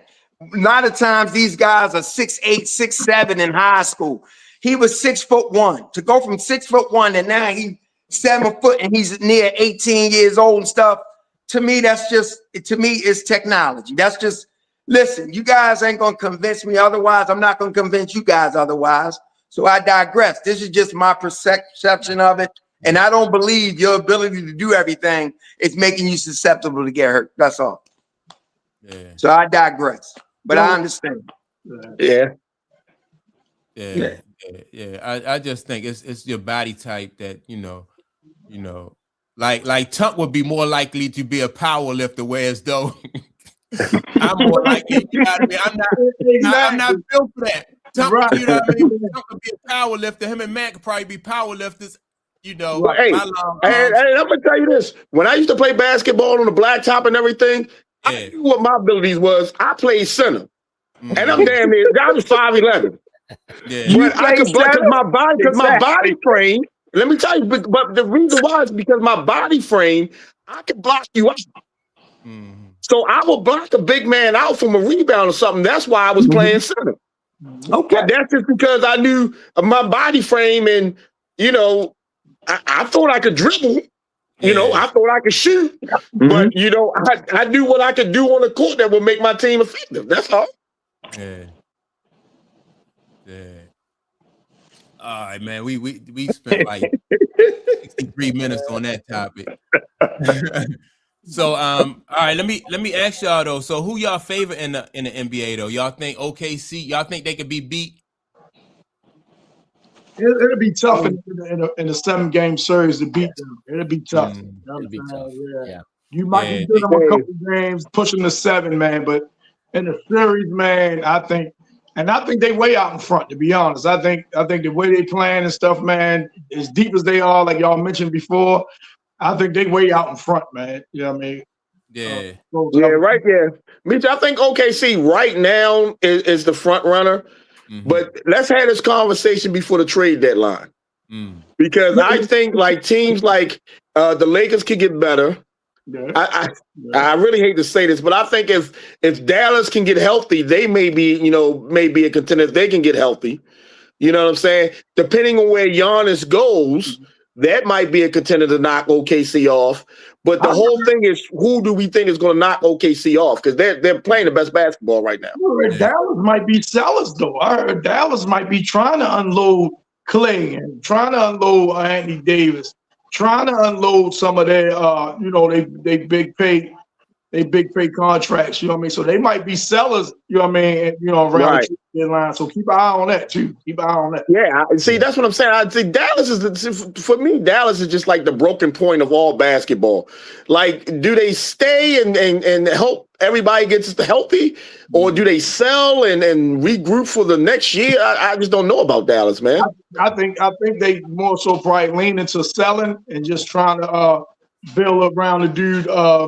Cooper. Build around the dude Cooper. You know what I'm saying? Get younger, get some younger players, get some draft picks, things like that. Yeah. They need to bring in some veteran leadership too for Cooper Flag. He needs somebody like an Isaiah Stewart, like what they have in because if he have any type of success scoring, and the NBA, I think is going really getting more physical now. That's what I like about this Detroit team. Like they got some guys over there that's physical, and they got athletes, dudes who can play too. So got balance. Do you think that's like a trend overall, or you just think that's like just a couple teams? Like, because I don't watch a lot of NBA, man. I'm not really interested in it, so I don't really watch games like that. So I couldn't tell you. Like overall, is the game getting physical, or just you might just have a couple players on a few teams? I think it's probably right now it's just a couple teams, right? But I'm thinking it'll become the trend because number one, it's a copycat league. Number two, if you have to raise your level of performance to match what what OKC is doing, then they're gonna match them like that. Everybody, all teams had like a Dale Davis. All them teams back in the day had an Anthony Mason. They had Charles Oakley. It was a lot of those guys sprinkled throughout the league. You know what I mean? You think they're going to get back to that? You think they'll get back to that? I don't think get back to that physical though. But I agree with Mike though. If Detroit has success with that style, right, then other teams are going to want, at least in the East, are going to want to compete with that and match that, and so they'll match that style of play. They're gonna have to. Yeah. How did the Bulls get past Detroit back in the 80s? They had to get in there and grind with them. Yep. Yeah. That's the way the unsung hero of Horace Grant came in. Yes. The unsung hero, baby. Speaking of Dale Davis, man, y'all heard his running mate down at Clemson, man. Eldon Campbell passed away. Yeah, man, that's sad, man. I did. Eldon Campbell. Who? Eldon Campbell. Eldon Campbell. Yeah. Oh, wow. Yeah, him and Dale Davis was down Clemson together. Yeah. Yeah, I remember Eldon Campbell, man, from Clemson. Then he went to the Lakers. Yeah, he was at he got the 2 championships with Shaq and Kobe, right? He's gone. No, was he on those teams? He was gone. He wasn't on that team? No. He was on that team. He was gone. Trust me. Now he played with Van Exel, didn't he? He played with Nick Van and Eddie Jones. Yeah. Eddie Jones and them. Yep. Okay. Yeah. So he doesn't have a ring? No. He don't? Okay. My man Kent is in the chat. Kent said it's time for LeBron to hang it up. Maybe let me see. Bronny could beat a towel boy somewhere. No, damn that. Tell LeBron he got to retire and then get Giannis, baby. That's what we going out in LA. Hey, look, let me ask y'all though. Did y'all hear what Rich Paul said that the dude Austin Reeves should come off the bench for the Lakers? Wow. You got Austin Reeves averaging like 28 points a game. Right. I was say, yeah, 30 points a game coming off those Right. days. And this right here, you know what I mean? Like this right here could set him up for a major contract, and you're going to say as an agent that this man should come off that. Ain't that like malpractice or something like that? You can have malpractice in basketball. Everybody got an opinion nowadays, man. Yeah, Everybody, you can have an opinion. Yeah. Well, I mean, how do you say that about a team that's having so much success? right. Now, what's the full context? Was he saying it like, maybe that'll help with depth, or maybe that'll help during the playoffs or the long run, or you know what I'm saying? But they successful. Right. They are successful, but he thinks that they'll be better with Reeves coming off the bench, right? Almost like a Manu Ginobili type role. Man, fuck that. But this is the thing. All right, so you got LeBron starting. You have Luka, you got Reeves, you got DeAndre Ayton, and you got Roy Hachimura, right? You got 3 players on court that are not really strong defenders. So they saying that you need to have what's the guy? Marcus Smart out there. Marcus Smart. Yeah, I heard the argument, but so if you put Marcus Smart out there as a strong defender, who do you move off the court? You don't want to move Luka off, right? You don't want to move Reeves off because Reeves like the number 2 scorer on the team. So the only one left is LeBron, but he won't say LeBron because you know what I mean. LeBron keeping his lights on. Well, I ain't sitting LeBron for no damn Marcus Smart either. But I'm just saying, no, you leave everything alone. Like Clayton just said, man, they having success with that. Leave it alone, man. Well, leave it alone. You know what I mean? Plus one with Marcus Smart starting, and they minus. Listen. That's why he's an agent and not a coach. Yeah. Okay. That's exactly why he's an agent and not a coach. That's exactly right. I mean, leave stuff alone. Sometimes changing just for the sake of changing, man, is ridiculous, man. Leave that alone, man. Yep. Yeah. And if we get go ahead, man. So far, that Laker thing is working. Right. And, you know, you can put some pieces around it towards the trade deadline. Right. But no, let the coach. Right. Yeah. And if you make a deep playoff run, and it seems like you needed something more defensively or whatever, you do that in the off season. But you let this play out, man. I would let it play out. Right. Like the Tank said, the only person that the Lakers should be trying to get is Giannis. Anybody else, leave it alone. Yep. Yeah, leave it alone. Anybody else out there that can help besides Giannis, really? Right. Yeah. Yeah, you probably got people that could help, but I don't think it'll help as though it'll make them a championship contender. You know what I mean? You get somebody coming there that can play a little better D, all right, but does that get them over the hump, though? Right. Yeah. So, because I'm going to tell you, to beat OKC this year, you're going to have to play defense. You're not going to outscore these guys. You got to play defense. Well, maybe that's Rich Paul's point then. What's that? He's saying to beat OKC, you got to play D. So maybe that's Rich Paul's point. Maybe you want the Lakers to sell out for defense and then bring Austin Reeves off the bench. Maybe I'm just saying, I'm not speaking for Rich Paul, and I think it's ridiculous to change anything. But maybe that's his perspective. He gonna cook whoever in front of him. He'll cook Marcus Smart too. I hear you. I'm just saying, you know. Because remember Detroit, the Pistons wasn't a high scoring team. They were so locked in on D, and that's what made them so tough. So sometimes that might not be a bad alternative. But let's not forget about Indiana last year. Yeah. Indiana was a solid defensive squad last year that took them to the championship. Yeah. Well, hey, Jim, what would you, Gray, say? No, I was going to say that's a tactic, not a strategy. And what he's talking about is a strategy, right? So if you're going up against someone and you want to use a defense as a tactic to win the game, that's one thing. But to have a strategy of, hey, let's put Reeves on the bench as a this is our team strategy. I'm with you. That doesn't make any sense. And then you take them 30 points and put it on the bench. He's not going to be coming off the bench scoring 30. No. You know so but we don't know. We don't know that though. You don't know that because I'm gonna say he ain't gonna have the opportunities. Right, he's not gonna have the same amount of minutes. He getting more minutes starting. You feel what I'm saying? Yeah. So I'm like, well, it's like addition by subtraction. If you say that, well, yeah, you might have better defense, but you're scoring less. So, man, leave the stuff alone, man. You know what I mean? Just go get Giannis, and that's it. Right. Yeah. He said, "Go get Giannis." Hey, I'm agreeing with you, sir. Go get I'm gonna Giannis. say what Jim said in the text. Keep hope alive. Hey,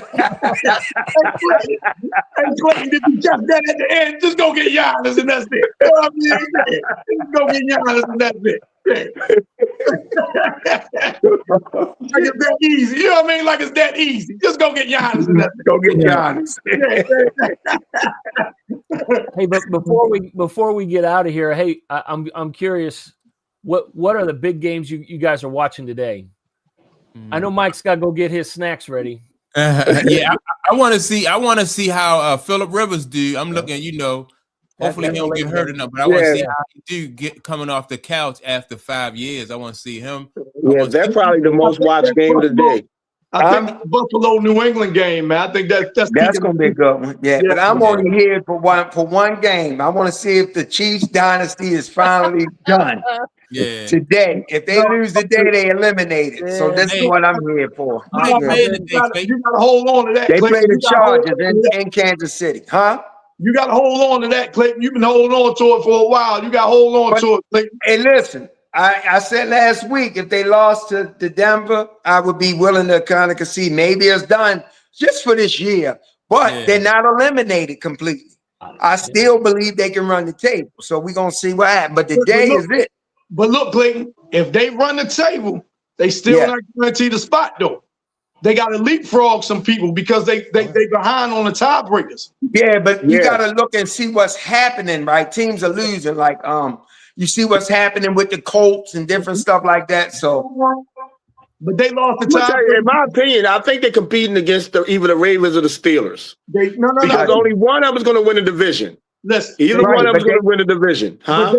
But they got the tiebreaker over the Ravens if the Ravens happen to see the only thing coming out the North is the division winner. Right. So they compete with some of them other teams in the hunt.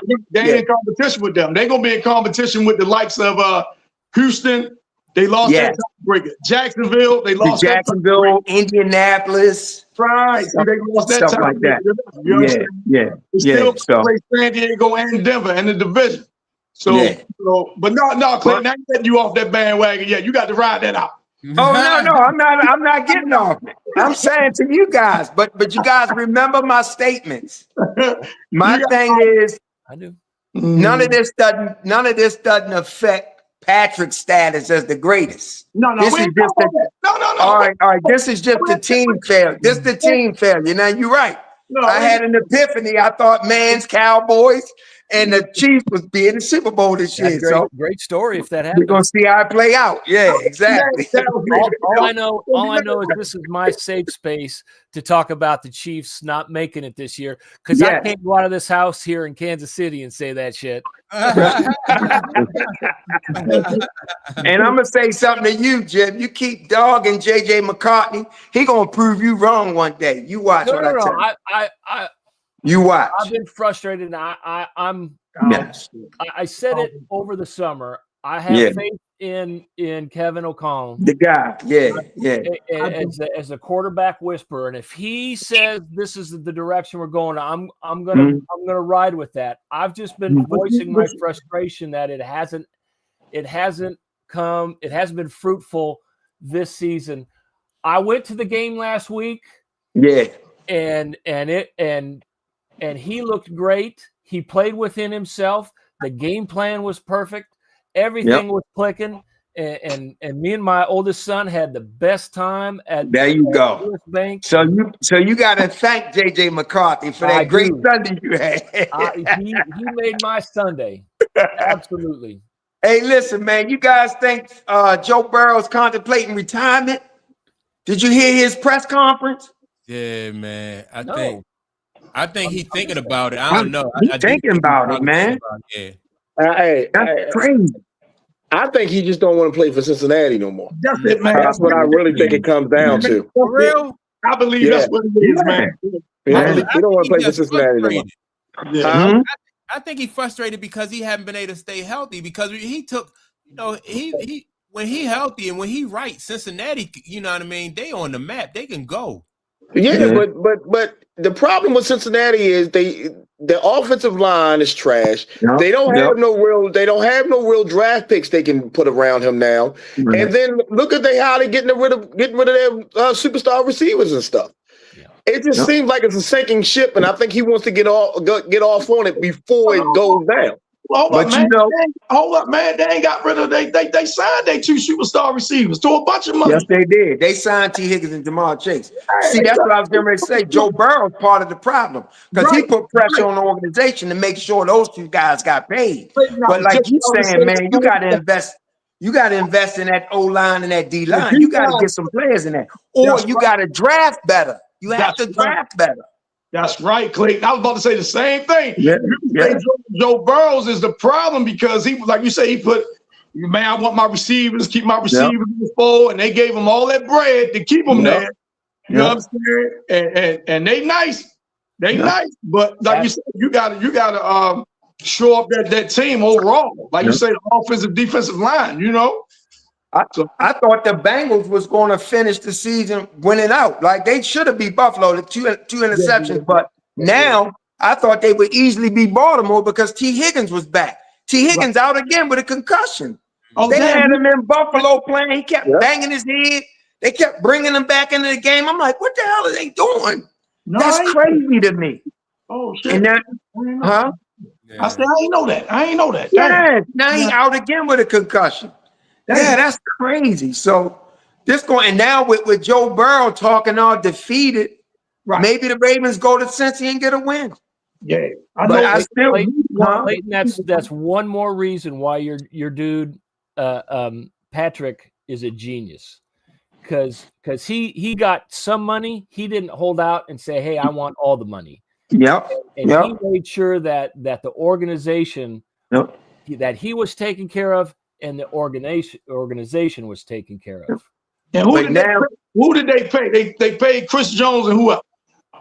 They paid Patrick, and at the time they paid him a pretty good sum, but not as much as what he could have held them over. You know, I'm a contrarian when it comes to Patrick Mahomes. I'm a contrarian, so we go. So they paid Chris Jones, right? Who else did they pay? Well, they paid Travis. They paid Chris Jones. They paid that receiver. What's that receiver they got that they taught? Did they pay Xavier Worthy? Rasheed Rice. They paid him. I think he got a contract. I believe so. He's still on rookie contract. Well, he could be. Okay. But my point is, I'm agreeing with you that Joe may be part of the problem because he was out for Joe number 1, right? Yep. And that's the one thing I will give Patrick a lot of props for is he made sure it was a win, that his contract was a win-win for him and the organization. He did do that. Yeah. But just for the record, you know what I mean? I wanted to just get this on the record on the podcast. I'm a hater of Patrick Mahomes. And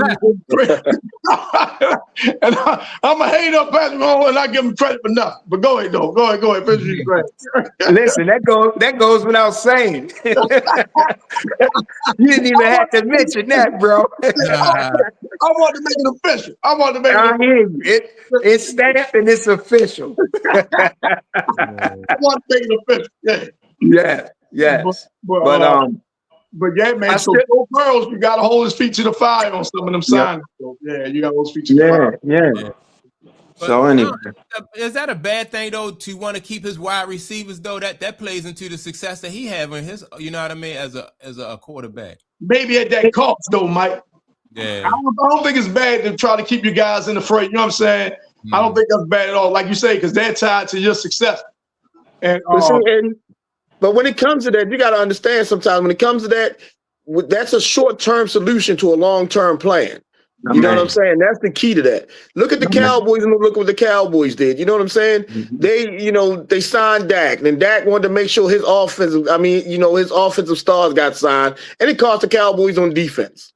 You know, other factors went into that too, but you know, it's the same thing. When Joe Burrows went and was like, "Hey, I want to keep my wide receivers," I'm thinking he was thinking like, if we keep this team together for the next 3 years, we're going back to back to the Super Bowl. Ain't nobody gonna be able to stop us. He thought that, but injuries come into play too. You know what I'm saying? Yeah, exactly. And now it's coming back to bite him. When it looked like it was a good idea in the beginning, but now it's coming back to bite them because they don't have salary cap room. You know, they suffer from a whole lot of things, and they got holes everywhere. Yeah. Like if you adjust the holes on the offensive line, then you still got a piss poor defense. Yeah. So you know what I'm saying? The Bengals defense have been playing better of late, though. They have been. Got to give them some credit.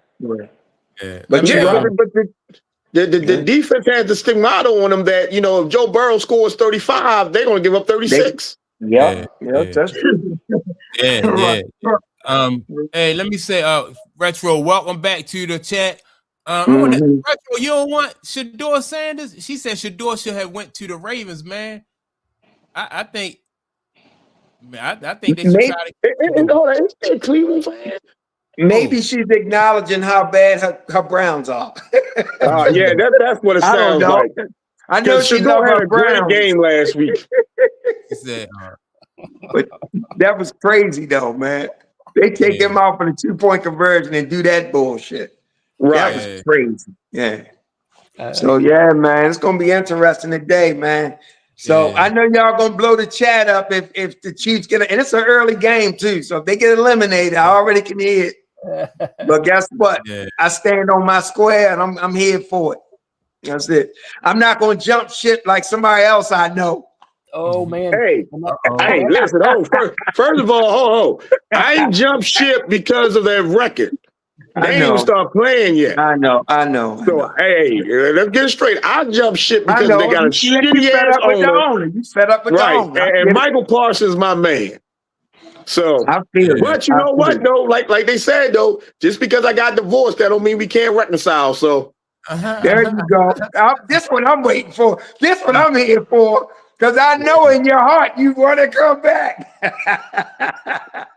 like the bad nudges. We can't get along, but I love her to death. Yes. That's my game tonight. Vikings in Dallas. Yep. You watch Dallas run the table the rest of the game. They're gonna win these last 4. They're gonna win these last 4. They've been looking good. They're gonna win these last 4. That defense is improving. Yes, it is. So we're gonna see. And the other big game that I'm looking forward to watching, because I'm gonna be jumping all over the place, is the Packers and the Broncos. Yeah. That'd be a good game. Yeah.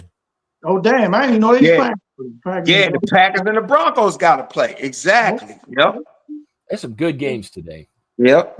So Lions are on the bubble, and they're playing the Rams today in LA. Yep. The Lions on the bubble. That's another team Dallas got compete with. Yeah. So, man, this thing is far from over. I don't think Matthew Stafford gets enough credit, man. I really don't, man. That Talk dude, about an old dude. Yeah, dude. Yeah, he awesome. He awesome, man. He awesome. And then Devontae Adams, he didn't came back alive. He run around catching the ball like he was, 6-7 years ago, man. Yeah. Plus, they got that other boy out there on the other side. What's his name? Is that Puka? Is that Puka? Yes. They poke. But I still think Seattle is the best team in NFC right now. And Clayton, he the number 1 receiver. Puka Nicole, the number 1 receiver. Yeah, he's the number 1. Right. You put Right. And now you're putting a Hall of Fame wide receiver on the other side, and man, come on. Come on. Right, man. But man, check back in later on, man, with as the day go on. Y'all don't ride me too hard, man. Show me some grace. Of course. I mean, as long as you take it easy on us if they pull it out. I always do. I'm never that guy. I don't jump in the chat. What I tell y'all, I don't do that. I let that come to me. You know what I'm saying? My man, I told y'all this was gonna happen. I don't do that. Yes, you did. Yes, you did. No, I don't. You did it. Yes, you did. One time I did that, Tom. You did it a couple times. I remember. Name that one time. Normally Jim comes in the chat said, "Dude, you was on point," and then I just go with it. yeah. He be waiting for somebody else to open that door for him. And then he run in, and then he run right through. Yes, indeed. Oh yeah, I'm going to take the invitation now. Don't hit it. Now, one time, Tonk, I said you guys are welcome for that pick I gave, but I don't be like I don't do that, man. I'm not that guy, man. Let me say this real. Okay, go ahead, Mike. I'm sorry. Hey, man, go ahead. I go and say, let me say this real quick to make you guys really smile. So I was looking at some financial reports a couple of days ago. Caitlin Clark has the #1 selling shoe right now. Oh, she did? I can believe it. Yep. She has the #1 selling shoe. Yep. She just outsold Jordan last month. What? Wow. She outsold my guy? Wow. Yep. And just wait until our signature shoe drop. Her shoe. That's what's dropping. I think that's her signature shoe is what dropped. No, right now it's the Kobe. It's that one they made, the Kobe one that's got her on it. Oh, they ain't released her. Hers coming because I was reading is that they got to pay. She has to pay cleats out that everybody's buying too. Yeah, but so it's she has all like her own brand thing out. Yeah, but it's those personal. It's all those Kobe style ones, but they got her on it. Yeah, it's not her. Yeah. Oh, but she just outsold Jordan last month. Yeah. When her is supposed to drop? 26. Okay. Oh, I thought Retro said October. So they come I out the thought it was in 26th? 26 sometime. Oh, I don't know. So she said October. Okay. October 26th. Okay. October 26th. Yeah. Yep. They drop already? So did they drop already? No, October 26th of next year. In 2026, I think it come out. Oh, okay. Yeah. So don't they have video and stuff for her out playing already though? Yeah. They went to USA basketball camp. The training camp started. They're trying to get the 2018 together. So all them girls are there. Juju there, but Juju not participating. She's sitting on the side. They just wanted her to come soak the atmosphere. All of them there, man. Paige, Caitlin, Aaliyah, all of Chelsea, Plum, all of them there. Jackie Young. That's the 28 games. That's the 28 games. Yeah, but they got to start now. They start early. Right, for the qualifying rounds and stuff. Yeah, and all that stuff. So right now they got their first 3 days of camp, and they down in Duke. Oh yeah. I bet you that team gonna look good though. It's a lot of talent on that team. That's the part I didn't know, that countries got to qualify for the Olympics. Yes. Yep. I tell you what though, she got rid of all that muscle. She looked fast as shit again. Yeah. She pushing that pace. Yes, sir. Yes. But they all look kind of good, man. They look, they battle. So they let them battle it out. Yeah. And the Olympic team is going to be the same team that plays in the World Cup? I believe so. I believe so. Okay. I'm not sure, but I believe so. The World Cup is next year, right? Yeah, the World Cup's next year. So it probably will be to get them ready for the Olympics. Yeah, that's probably for that World Cup team. Yeah. So I tell you, man, believe it or not, I think Paige and Caitlin gonna be the backcourt. I think they're gonna move Paige to the 2, had Caitlin running point. Yeah, that's gonna be serious. I can see that. That's serious. Ain't bad. What you say, Tom? I said that's not bad, is it? No, that's good. That's the move right there. That's the move, that's really. The move. Yeah.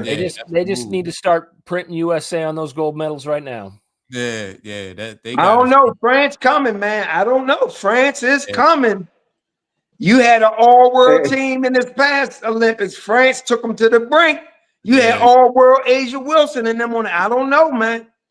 I don't know. Since we talking about this, what you guys think about the new NBA All-Star format? Was the 2 USA teams against the 3 foreign teams or something like that? They got to do something else than that crazy game that they've been putting out there the last. So they officially changed the format to that, man. They officially changed. Yeah, this is going to be the first year for that format this year. Yeah. Well, Well, let's see if the American players got enough pride and they want to beat the foreign teams to be motivated. Because I still don't understand where the motivation for the game is going to come from. So hopefully this gives them some. But I don't know. When you got all that money, you got brands. You never know. Can you imagine y'all? I mean, the Greek Freak running with Wembley down the court. Yeah. Now that's a terrible. That's a dangerous front court right there. I thought Giannis was from Africa somewhere. No. No, he's from Greece. He's from Greece. Oh, he Greek? Wow. Yeah. Okay. Yeah. But we're gonna beat them. Well, I don't know, but I mean, neither of those two big guys get hurt. What you say, Jim? Hopefully, neither of those two big guys get hurt. And hold up, because isn't your boy from the Lakers? He's from Europe too, right? Luka, he's from Europe, right? Luka foreign. Yep. Oh shit! So they could be those three on the same team.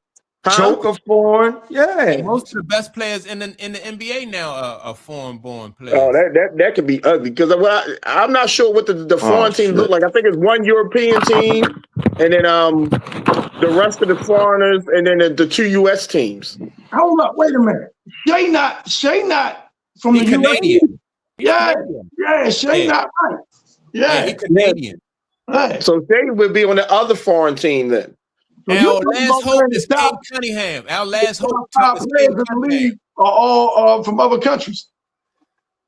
Yeah, it's all on Cade Cunningham now. Because hopefully the American team don't go in there and get embarrassed like that then. Yeah. Hey, because if that happens, we're gonna have to bring back the '92 Dream Team. Yeah, let me say, bring him back. My man Kent say that Caitlin Clark back to her Iowa style, playing again. So watch out. Yeah, she is. Like Clayton said, she looked like she back to her old self. Well, guys, as much as I was like the love and say this football about to come on, I got to get my snacks like Mike do. Y'all get my pizza stuff ready, gentlemen. I appreciate the conversation. I will see y'all next week, sir. Yeah, no doubt. Appreciate y'all. All right, guys. Hey, I'll be keeping up in the chat now. All right. Thank everybody for tuning in. Make sure to like and subscribe. Don't forget to leave a comment. Appreciate you, Kent. Let me see, Kent Carlson, Retro, Time, Rick. Everybody participated. So with that being said, man, I'm out, and tune in. We'll be back next Sunday at 11 a.m. Peace.